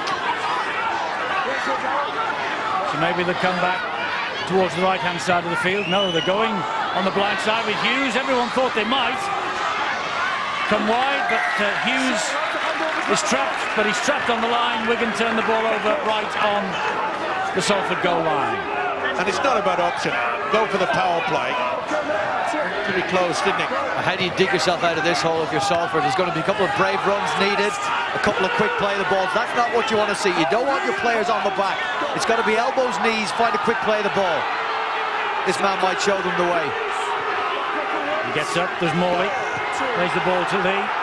We're going to racing out in defence. The crowd are baying for a penalty for offside. Phil Bentham's whistle stays in his pocket at the moment. Now they have a chance maybe with Junior Sow. That's great defence again. Junior Sow is one of the most powerful men in this Salford lineup. This fella's no slouch either, Francis Melly. Well, look where they are to get that final kick away. 20 metres away, and Chase gets the kick away, but straight down the throat of Ryan Hampshire. And Hampshire picks up pace, gets the ball away. Here is Burgess. Burgess goes inside Ashurst. It's a good job that Williams was there. That's your reward. You're disciplined in defence. You pin a team down, Eddie. They struggle to get distance on their kick, and this is your reward. You got tackled too, and you're heading inside their 30. With Sam Powell. Lays the ball off to Jordan James. They're controlling the game, Wigan now. Full of confidence. Kicking game is good. Smith Back he comes. Goulding slides the kick in. Rangi Chase is there to pick up the pieces. Manfredi sees to it that the tackle is effective. And look at that scrambling defence. It all going in. He's had a big game, John Bateman. Yes, he has. He's had a match that belies his tender years. Only 20, as we've said a few times already tonight. Well, possession started to swing in Wigan's favour, and the defence has been fantastic. You know what? They've missed so few tackles. That's pretty impressive at this level. I mean, Salford haven't defended badly, but Wigan's control of the game at the moment. You'd expect them to be ahead. That first try was a bit fortunate, but at the moment they're in complete control, and Salford really do have to dig themselves out of this hole. Tommy Lee with the kick. Again, Hampshire positions himself perfectly. That's a good chase, though, by Salford. Good work by Rangi Chase as well. Question as well, wouldn't you, getting caught on the 5th, on the sideline, struggling to get a kick away, and Tommy Lee has to try and belt it out of dummy half. You'll need a bit of better game management from Rangi and from Tim Smith. Perhaps kick a little earlier in the tackle count. We're inside Salford territory again here with Dom Crosby of the Wigan Warriors. Williams will have a little scamper. Oof, and Gareth just put out the arm and quickly put it back again. Put it back, you're right. Just in time. Bateman, Smith, Powell. Oh, this is good control. Hampshire gets the ball away. Burgess tiptoeing down the line, slides in for the try. Brilliant. Not yet. Just wants to check whether Burgess slid with a leg or a foot, a knee or something in touch. It was pretty close, but he did the right thing. He dived early. Momentum took him over. That looks okay. Oh, this is great. Three-quarter line play. Neat little offload. It's all down on this last bit. He does slide early. He does get on the ground, so he can't be tackled. His momentum does take him over the line, but there's a slight concern. Does he touch the touchline on the way over? Certainly doesn't at that point, and it's absolutely fine. No problem. Another TRY. The decision is try. Player not in touch. He wasn't in touch, clearly not in touch by a long way. And Joe Burgess makes it 6 tries in the Super League so far, but 11 in all. Good quick hands. Dummy runners made one thing important, and you know what that was? Make sure they went between the players, not into a great defender. It's brilliant play by Hampshire. He starts off with Asher facing him, skips outside Tim Smith and brings in Danny Williams. It's great play. One player has involved 3 defenders and left Joe Burgess free on the wing. Well done, Ryan Rocky Hampshire. And you can see there that the build-up to that is that the Wigan dummy runners went nowhere near the Salford player, not giving them the opportunity to say that we were going to have another obstruction. We just got a glimpse there of the view that the touch judge on the far side got of that try in the corner, which is why they felt they had to check it upstairs. What a kick. What a kick from Matty Smith. 18-0. Well, that is complete control. I think Joe Burgess is halfway through the season. The greatest competition Joe Burgess has for the young player of the year, in my opinion, is from his teammate John Bateman. Both have been outstanding. I mean, John Bateman as a forward does remarkably well. We saw him even play centre in the Good Friday clash. But Joe Burgess, what a first half of 2014. Well, here's my question to you, Steve, and to you, Phil. How do Salford dig themselves out of this now? They're 18-0 down. A season, as you say, Steve-O, slipping away from them. They've had 1 win and a draw since Yeston Harris has taken charge. They're conceding more points in a game than they were under Brian Noble. You're talking about a turning point in the season. 18-0 down to a Wigan team, shorn of all those stars. You've got to do something special now in the remaining time in this game. I don't think they can get back into it unless we can see Yeston Harris get the message out to Rangi Chase and say, look, come on, let's do all that individual stuff that we know you're capable of. In that first half, to me, it looked as though that Rangi Chase was trying to play to a pattern. This is the time when you just play off the cuff now. Otherwise, Their season virtually is looking deadly. But Steve, if over the last, I don't know how many, 7-8 matches, he's tried to knock Rangi Chase into a team pattern, how does he now say to him in the last 25 minutes of this match, we'll rip all that up and just go back to square one? Well, the point is, Eddie, they haven't scored a try with the pattern that they've gone out with. So therefore, the coaches have to change it. Good coaches change things. We'll have to wait and see. And let's not forget, a lot of these Salford players, they're not at the tender age. Eddie, Wigan have made almost 250 tackles and missed just 4. That is absolutely phenomenal. There aren't many sides ever in Super League who tackle at that sort of success rate. You know, maybe being younger is advantageous. Perhaps this is a young man's game nowadays. Last time Wigan kept us side scoreless, and Hull FC supporters just pressed the mute button for a moment. Was at Wembley last year, 16-0. Here it's 18-0. And, well, that will be Sean Wayne's #1 aim. The #1 aim, obviously, is to get the 2 points, to climb to within a point of Leeds at the top. The other aim now is to keep them scoreless. Let's get down to Bill.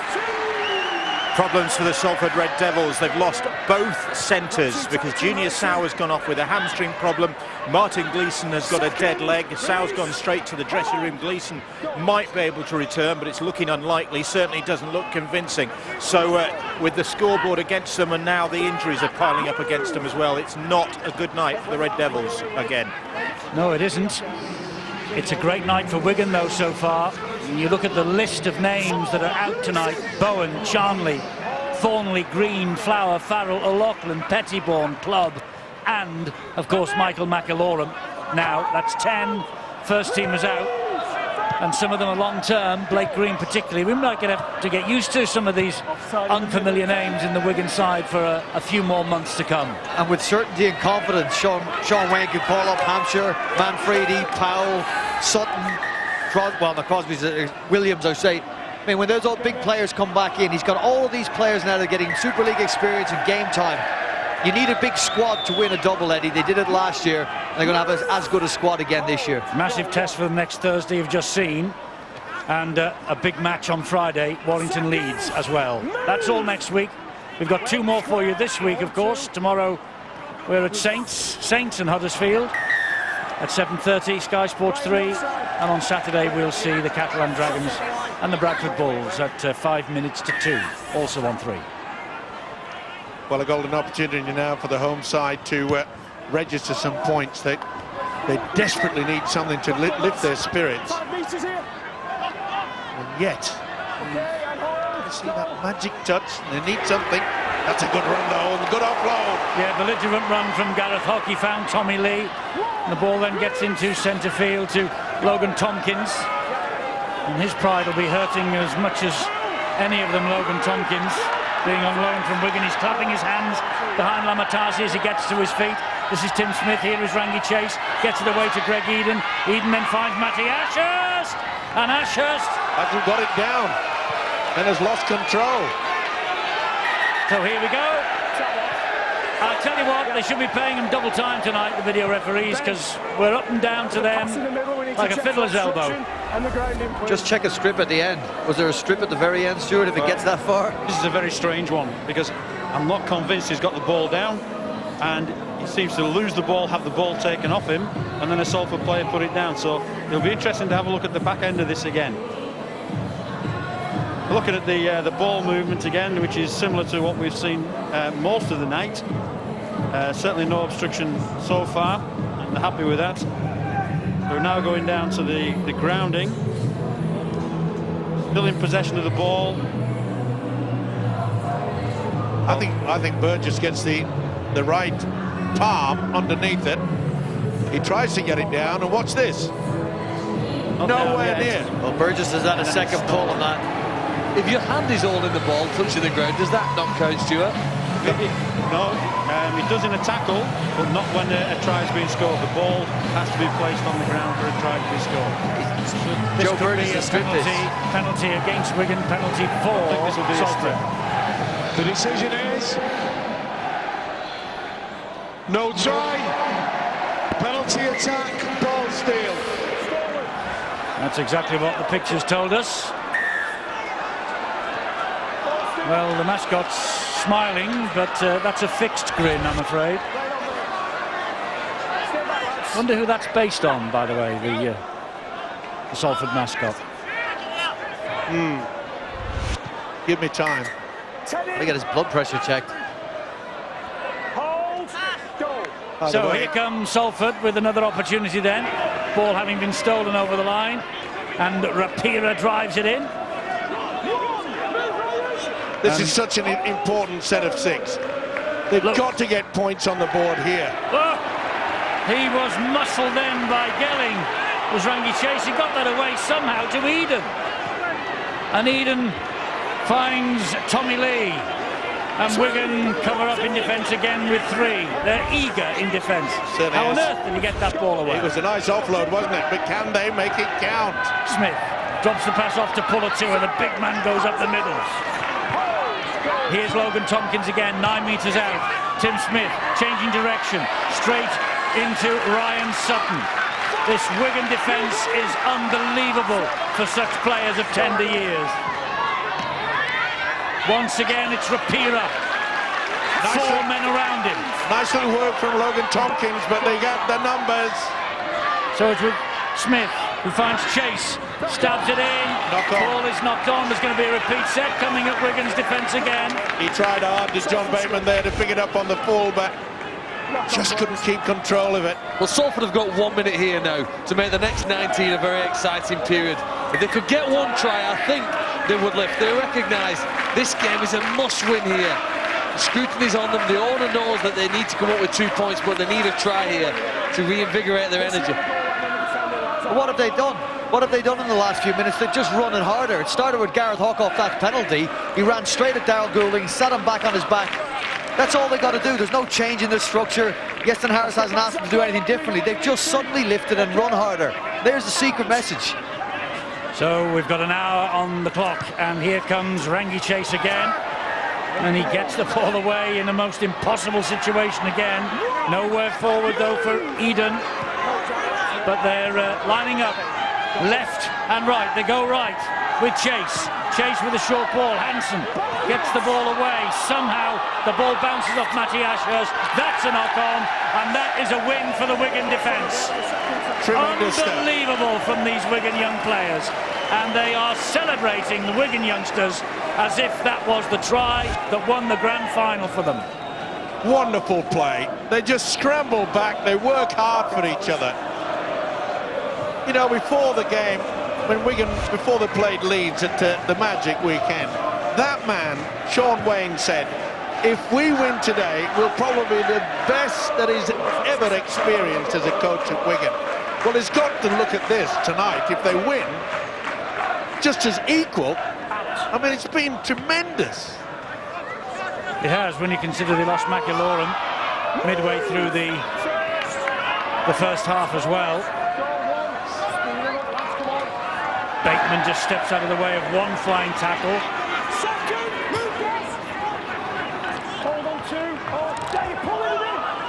You would have felt that, Bateman.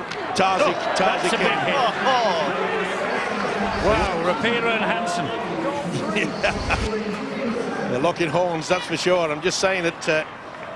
It's taken Salford an hour, though, to do that. About an hour too late. Hasn't he been a standout for Salford? I mean, in what's been a disappointing first half of the season. Lamatasi played in every game so far. I think he's been one of the standout front rowers in the game this year. The kick from Matty Smith is into the arms of Eden. And here comes Danny Williams now. Look at that chase. Unbelievable. That was 40-50 metres downfield. You can't question their energy. This Wigan outfit, that's for sure. Energy or commitment. Yep. And it's looking as though youth is going to take control against their older rivals. Another good tackle by Bateman. He's been on all over the place, Bateman. That was on Tommy Lee. This is Rangi Chase. Now it's with Logan Tompkins again. The Wigan defence has been so strong is that they're forcing Salford to realise the only way they're going to get through it is when it comes to even having a chance of it, either a kick over the top or a dribble through. very few breaks from Salford tonight. Rapira played the ball, Tompkins gave it to Chase, and that ball goes up in the air and almost stands and hangs in the air. Didn't go anywhere forward. They allowed it to bounce. That is we can get it back again. Dreadful end to the set. Rangi Chase to Logan Tompkins, who gets tackled. One in for a kick like that. That's dreadful. Hampshire will play the ball. Here comes Hughes again. Hold Salford. Wait for it. And Williams is waiting at dummy half, right on halfway. This is Ryan Sutton.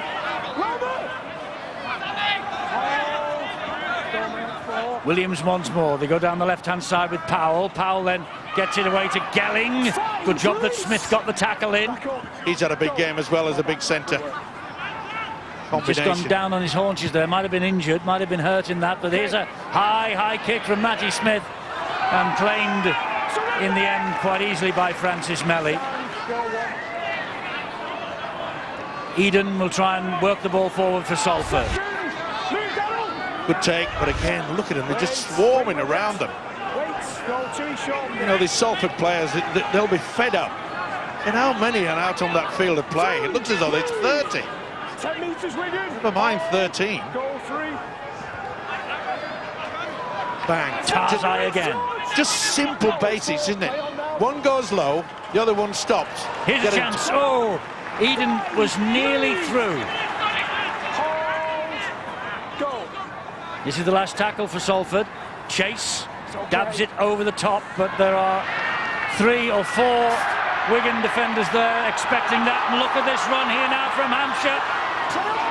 He's not tackled, so it's play on. He can get up. There wasn't a hand laid on him.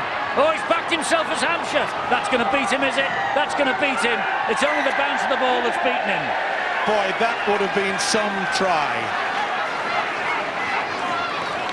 And there's Dr. Chris Brooks. Over the next 5 weeks, he's doing a triathlon every single week. Not only that, he's doing it for a charity called Clean Water, or Clean Water throughout the world. And if you want to get onto his social media, he's after donations. It's for a very, very good cause. And on top of the triathlon, would you believe he has to eat 15 donuts with cream, which he detests? All the best there, that's for sure. Chris Brooks, the Wigan club doctor and the international doctor with the national side as well. Great effort. I know, Steve-O, you'd help him out with the donuts if you wanted any assistance. He refused my assistance, but it's amazing. He's a fit person for his age. Models really himself is. on Ravanelli. Remember him, the former Premier League footballer? Sharp white hair, the White Feather, I think he was called. Did he? Doc Brooks. Did he like donuts? Short ball from Matty, he's lost Tim it. Smith, beg your pardon. It's stolen. Penalty here for Salford. Well, what on earth can this Salford side do? That's definitely stripped, no doubt about it. The official, Phil Bentham.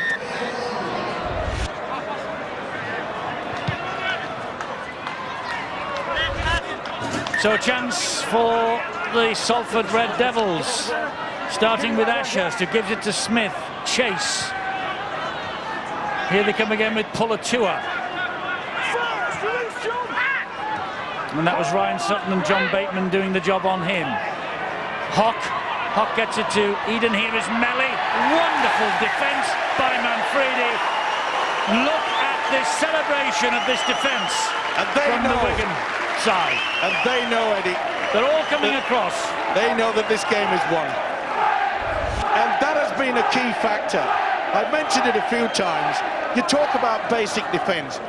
One going low, 1, 2, sometimes 3, just preventing the offload. It has been outstanding. Well, Wigan kept Salford scoreless when they played on this ground at the start of last season. And what we've seen, they're going to keep them scoreless again today, isn't it? That's an amazing effort for 2 consecutive years to prevent your opponents from scoring. And, well, the longer it goes on, the less likely Salford look like they're going to score. Well, less likely they are making it to Old Trafford. You're going to be eating humble pie, you. Yeah, you can bet. Well, I tell you what, there's a pal of mine who says to me every time I see him, he's a Wigan fan, he says, we've got some great youngsters at Wigan. And until the last couple of weeks, I must confess, I didn't really believe him, but boy, haven't they got some youngsters. Isn't the conveyor belt working overtime? And the way that some of the more seasoned professionals are mixing in with these young kids is fantastic. Bill. 9 Wigan-born youngsters in this 17 tonight. That's a source of pride. Great source of pride for Sean Wayne and Chris Radlinski sitting there in front of him. And the pride of that last tackle by Manfredi that took Melly into touch. There's Steve Blakely, Paul Deacon on the sidelines, and breathed in smiles at the efforts of Wayne's tonight. Ask a Scotsman, Wayne's Weans. Okay, we believe you. We believe you. Been on the Scotch. The wee ones, Wayne's wee ones. I thought it was Bairns. Never mind. John looked at a bit of Salford pre-game.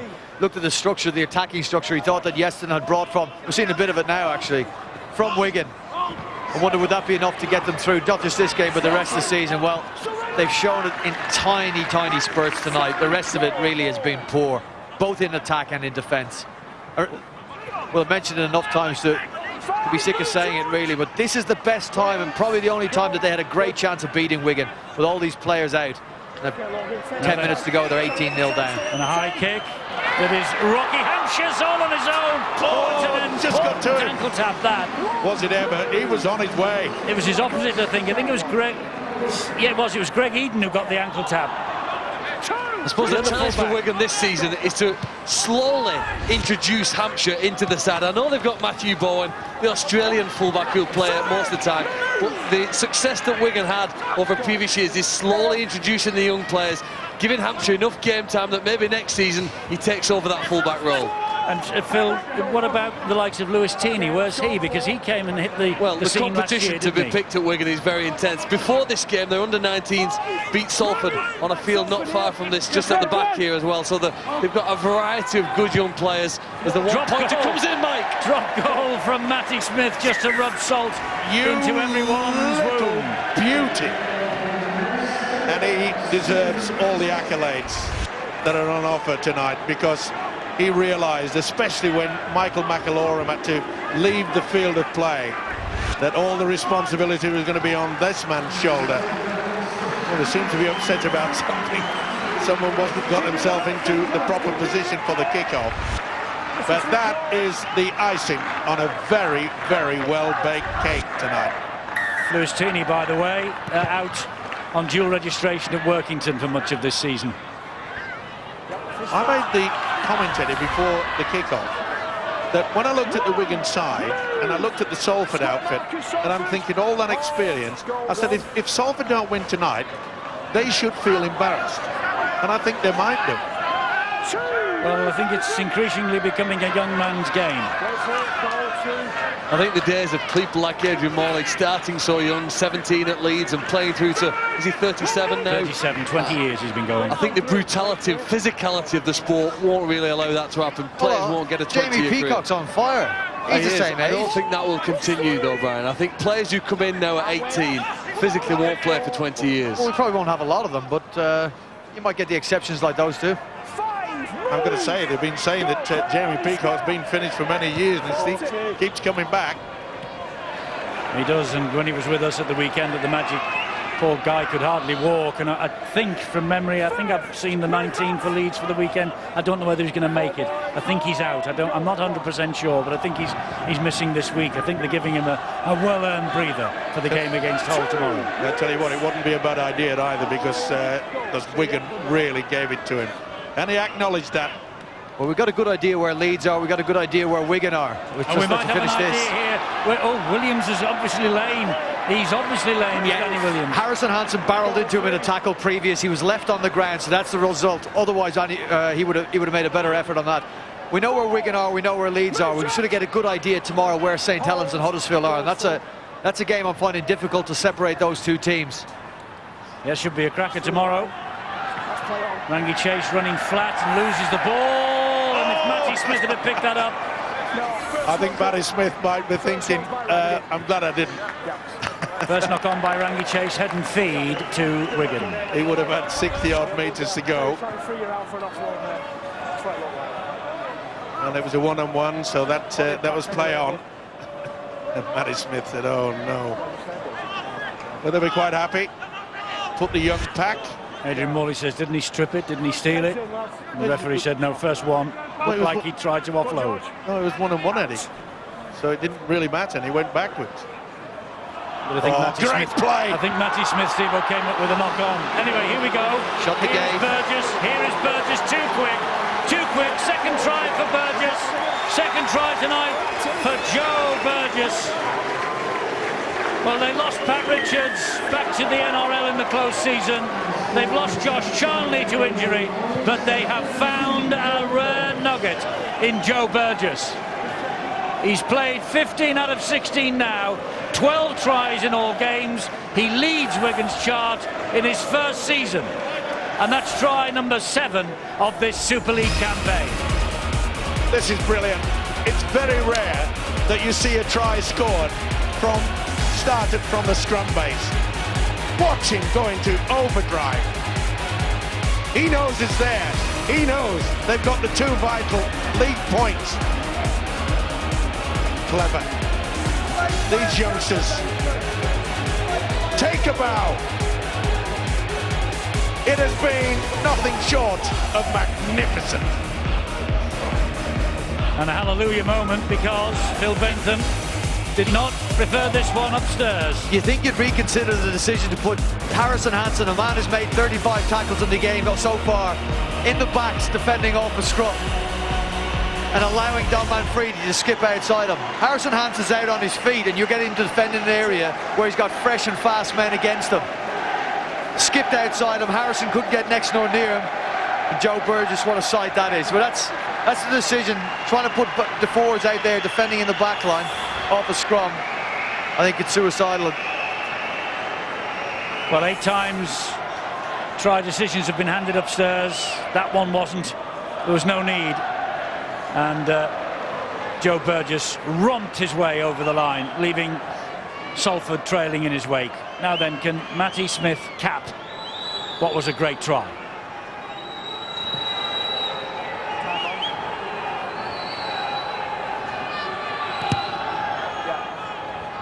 And the answer is yes, he can.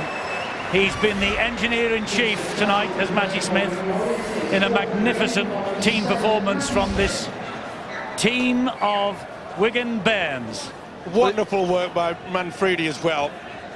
To come on the loop round the back of the scrum win. Boy, he is a talent, this fella. Not the good doctor knows that the way forward might be to try and get some youth development going. Yep. It'll take a lot of years, though. In defence for the youth development, Wigan get first pick of all the best players in that town. So Alan Hunt is doing that at Salford, but they don't get to pick. Wigan have a massive advantage over most teams in Super League. The junior clubs in the Wigan area provide them with a rich pool of talent every year. And you talk about Ryan Hampshire at fullback, don't forget there's been Jack Murphy, Lewis Tierney. There's so much competition to get into the Wigan youth side, let alone the Wigan first team. So there must be some cast aside, Phil. There must be some little nuggets cast aside. I'm not taking it away from Alan Hunt one iota, but a lot of the money at this club at the moment is going into what happens out there in the Super League. That's all. That's the only point I'm making. Your strength is in your depth, and the depth comes out by nurturing youngsters through your development.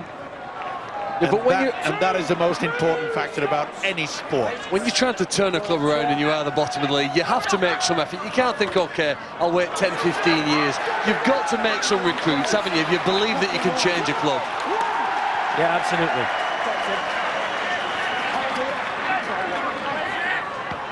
Well, they've certainly recruited well for next season, haven't they?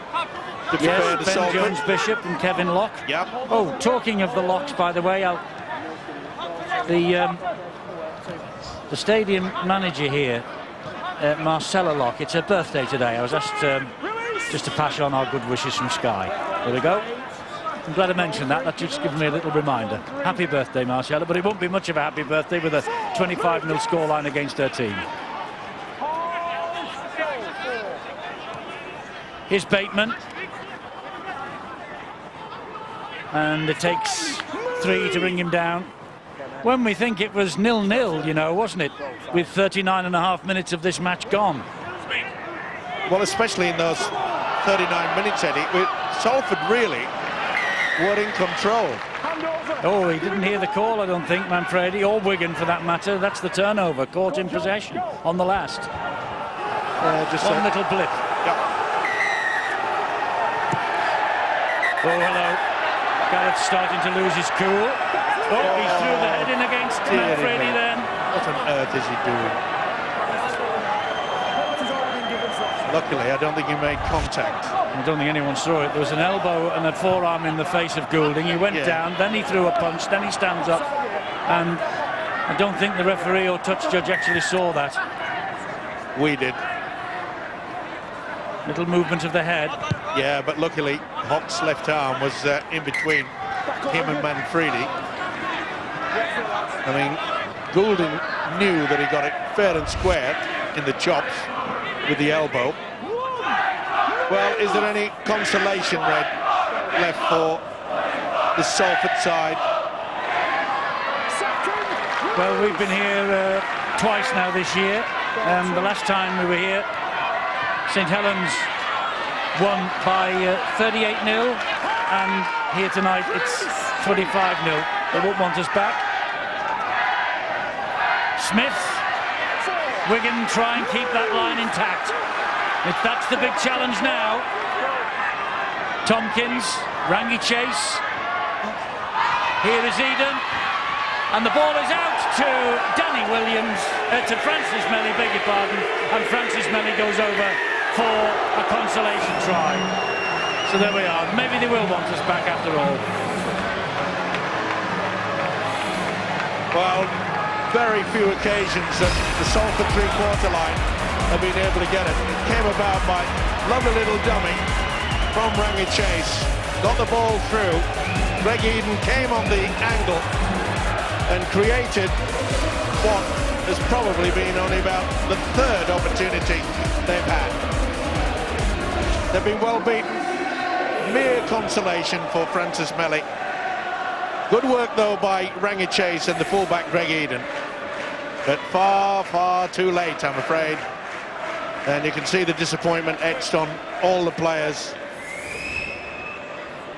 They've been resoundingly beaten by a youthful side in the Wigan colours tonight. And they fully deserve to enjoy this magnificent victory. Well, Mulaney's not out there because he too is injured for Salford, so goal kicking falls on Tim Smith's shoulders, but he's pushed it the wrong side of the post. There's the final siren. Salford 4, they got the late consolation. Wigan 25, the Salford agony goes on. The Wigan march goes on. They are up above Saints into second spot in the table. They have the game in hand, and they're just behind Leeds Rhinos at the summit of the first Utility Super League. But this has been a first-class display from this young Wigan side, and no wonder the celebrations on the field and the faces are wreathed in smiles. It was only in the last minute that Salford broke their defence. 25-4, Wigan have won.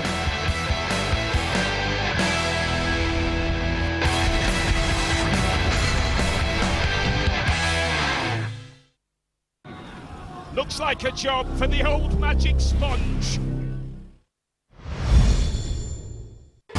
It's him, Jack Bauer. If you haven't already heard, the brand new series of 24 has started. After all these years, he surfaces in London. Got it. Bauer escaped. There's no need to panic, because you can catch up on the first 4 episodes now on demand. Nobody move! Put your hands where I can see them. Catch up with 24, episodes 1 to 4, now on demand. As a Sky TV customer, soon you'll have a brand new exclusive channel dedicated to brilliant ITV drama. All at no extra cost. That's the Sky difference. You walked into the hotel as a 5. But when she saw the room, you turned into a weird 7.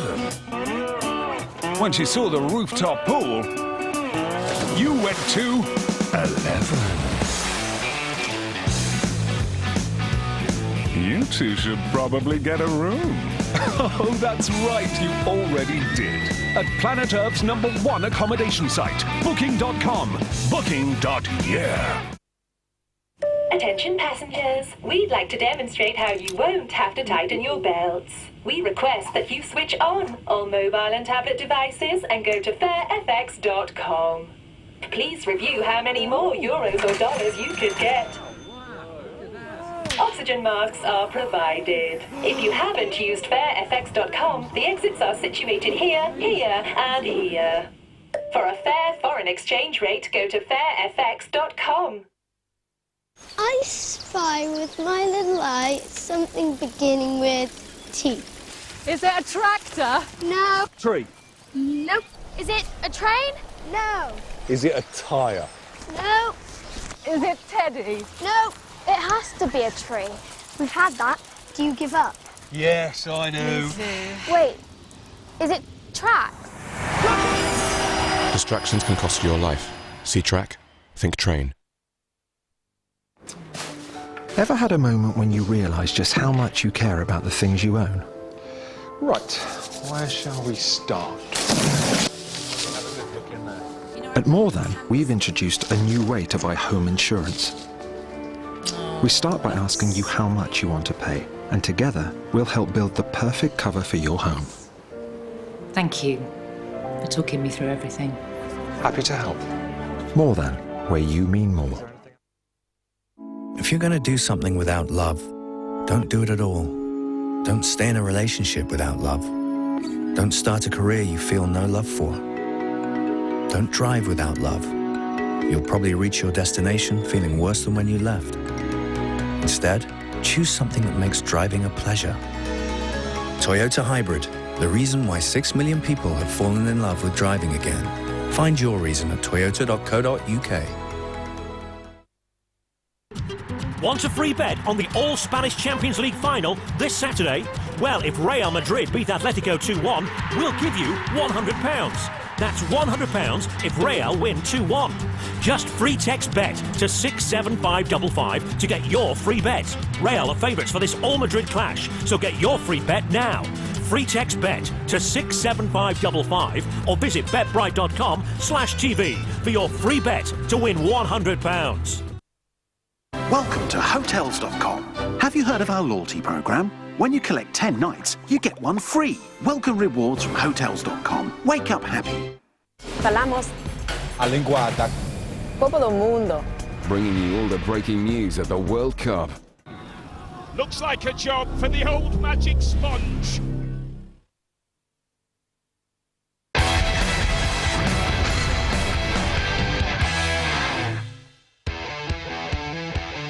Super League extra time now from the AJ Bell Stadium here in Salford, reflecting on another superb performance by these Wigan youngsters.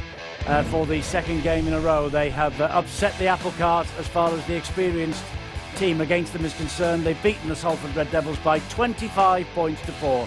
And needless to say, the Wiganers are queuing up to talk to Bill Arthur after the match. We're going to hear from Sean Wayne and Matty Smith in a moment. But first, we'll hear from the man of the match, John Bateman.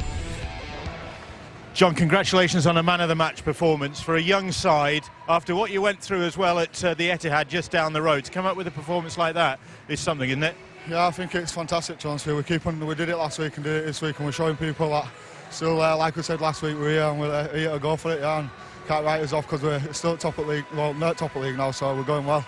Yeah. You're getting ahead of yourself, but the way you're going, that's not going to be far off, is it? Yeah, that's what we do. We just take it a week as it comes, and we just try to play the best, and that's what we're doing at the moment, so I think it's good. Well done tonight, man of the match performance. Yeah, cheers, mate. Thank you very much. Let's bring one of the old men of the side in.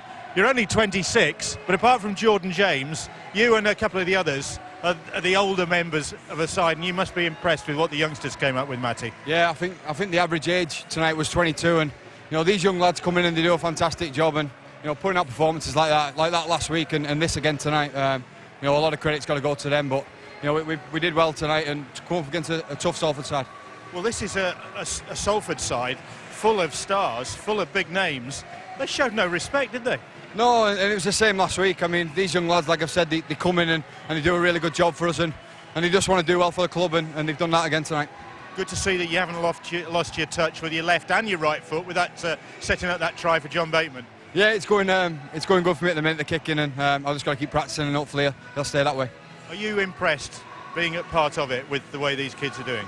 Yeah, like I said before, the kids come in, they do the job, and they just get on with it, and you know, Wayne's got full confidence in them, and they've shown again tonight what good kids they are. Thanks. Well done, Matty. Thank you, mate. Cheers. Well, we can hear from Sean Wayne now because he's joined us as well. I have to say, you were glowering when Francis Melly scored in the corner there. Oh, yeah, I did see that, yeah. Yeah, I'd like to, I think they deserve to nil them. All respect to Salford, you know, there's some really good players and some of our own Wigan players in there, part of our family, you know, but, you know, we've got some new kids here now and they've done a great job today. Well, were you surprised with how they stood up to what is a pretty strong Salford side? No, to be honest, I'm not surprised. There's some tough kids. You know, Matty Pete and John Wind have brought these kids up from being young, and they've got some tough individuals. You know, and I want to give them a chance, and I'm so proud of what we've done today. And some exciting players as well. I mean, Ryan Hampshire, Joe Burgess. Yeah. They really are very exciting, aren't they? And they're only babies, and you look at that team at the end, and you look at the percentage of salary cap what we have on compared to Salford. You know, and we nearly nil them. I'll tell you what, I'm so proud. You know, I respect to Salford, but I thought we really dug in deep. It wasn't pretty. We didn't play well, but we did enough to win the game and win it well. Is there at all a worry that you might have to put your faith in these youngsters for a bit longer than you might like to, given the injuries that you've got elsewhere? Hey, Bill, it doesn't bother me that. It does not bother me. Mickey Mack's off today, bad knee. If he doesn't play next week, then we'll just get on with it, you know what I mean? And I have every faith in all the kids, and they know I've got faith in them, and that's when they come in and perform like that. So I'm very proud to be a Wiganer today. Thanks, Sean. Cheers, Bill. Thank you. Thanks a lot. Yeah, I bet he is. Sean Wayne is obviously very proud, a very proud man. And why shouldn't he be? Because look where his team are.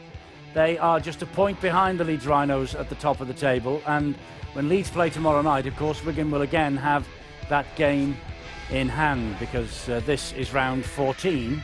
And that's the reason why Salford there have got 14 against their name and just the 9 points. Where now for them? I mean, has the top 8 dream gone? Well, we shall see in the weeks ahead. Let's go down to the boys in the dugout, and at the touchscreen we've got Brian and John again. Yes, thanks very much, Eddie. Focus very much going to be on Wigan in this post-match review. We're going to start with a couple of the youngsters that really impressed you.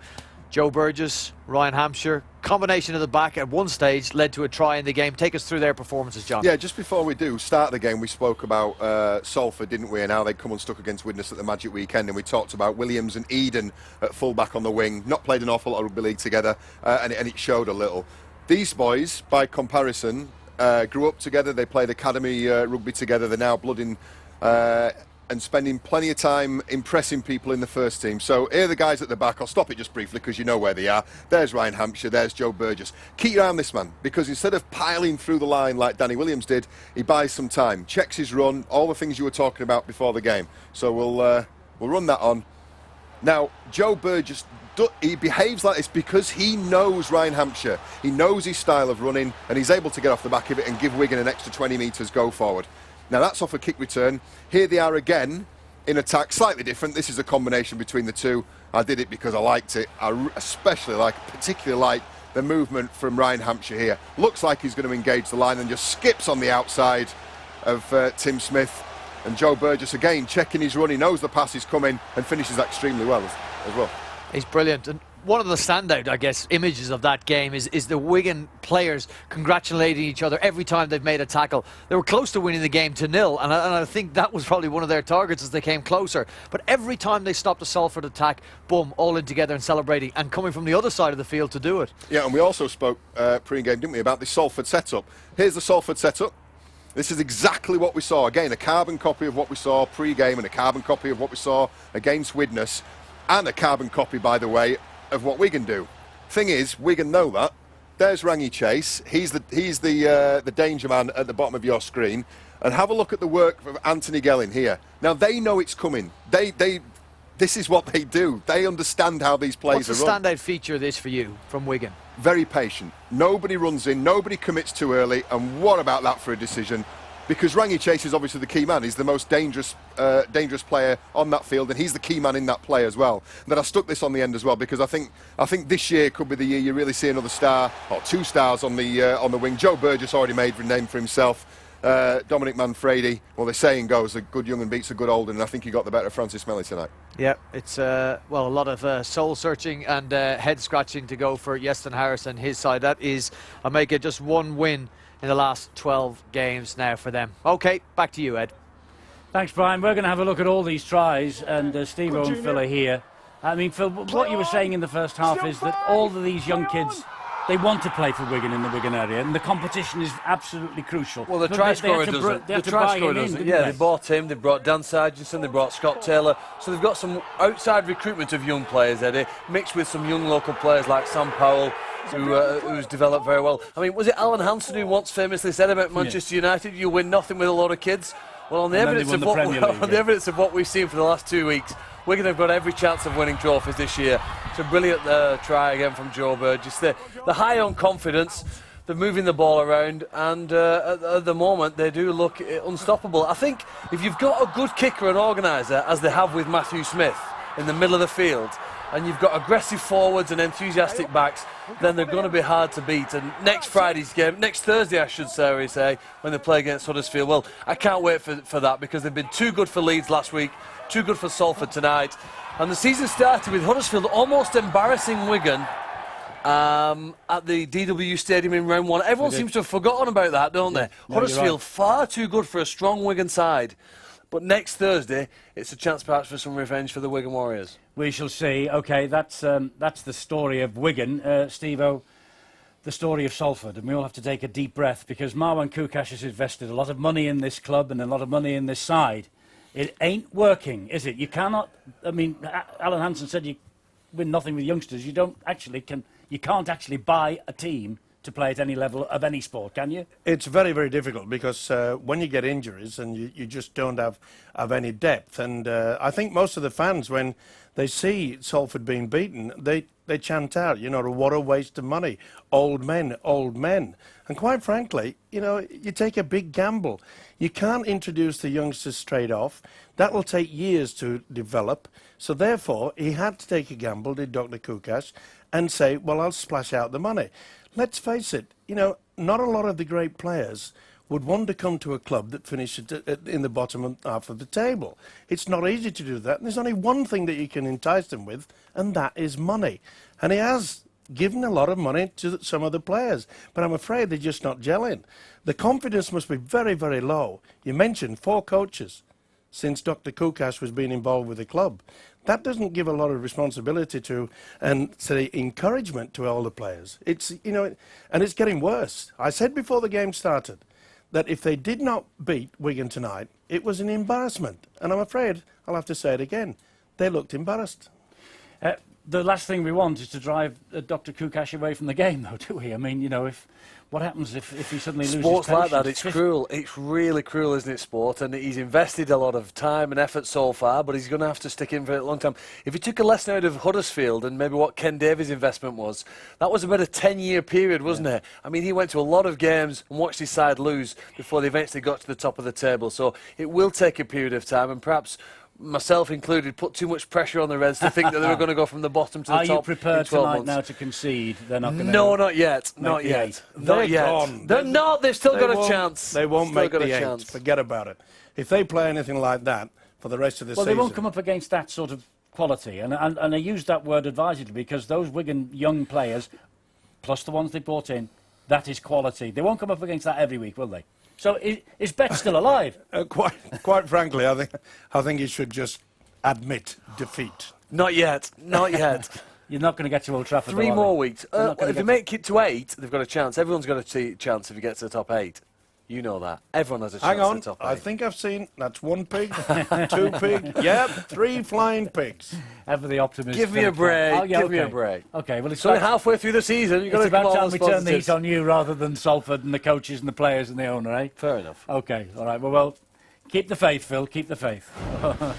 Now then, what have we got coming up tonight? There is cycling for you and the Giro d'Italia, stage 12 highlights. That's coming up next on Sky Sports 3.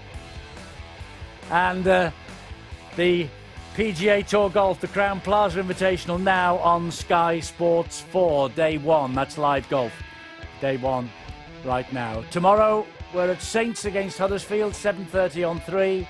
And on Saturday, Catalan Bradford is also live, 1:55 on Sky Sports 3 as well. So 2 more live matches coming up for you in the next couple of days. So tomorrow we're at Saints and Huddersfield. I wonder what we'll be talking about there at the end of that particular game. It's an intriguing season, isn't it, all the way round.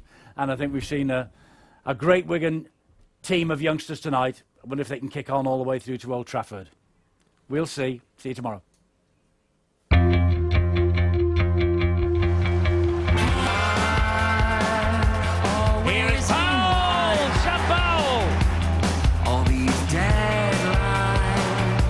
Tiptoeing down the line, slides in for the try. Brilliant. Mobile and online. Last tackle. He's looking for the crossfield kick. And it's worked a treat. Like a well-oiled machine. This is Sky Sports, your home of sport. Froch, Groves. 50-50 fight. I just can't call a winner. Nobody really knows how Froch knocks George Groves out. I think George has got the edge. Froch, clear stoppage. Groves on point. Froch to win. Groves to win. Carl Froch quickly this time. George. Froch might just do it. Groves to win by KO. Froch for me. Groves to win it. Froch is the man. Groves. Froch. Groves. Froch. Groves. They savage. Froch Groves 2, Unfinished Business, coming soon on Sky Sports box office. Order now, press the green button or see skysports.com/FrochGroves2. If you like fast, you need new Evergreen Extreme Green. Incredible greening power that lasts.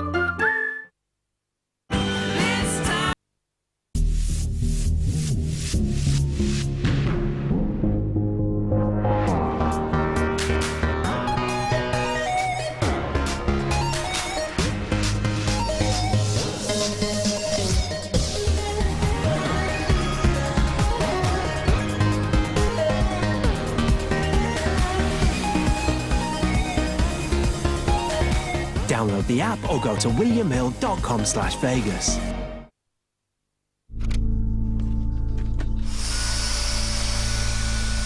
While the cord of a corded vacuum is being unwound and plugged in and unplugged and plugged in again, the Dyson Digital Slim Vacuum, with its powerful digital motor for perfect balance, will be doing the cleaning. Cut the hassle. Cut the cord. Get more, save more at Bath Store. With free design and expert fitting too. The more you spend, the more you'll save. Plus there's an extra 10% off. Ends Bank Holiday Monday. Did you know there's an island in the Bahamas full of swimming pigs?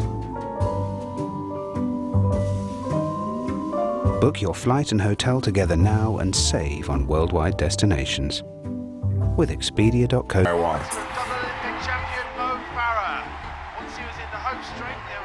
Not all services are as reliable as Virgin Media, so why not experience the power of our network? Search Power of Our Network today.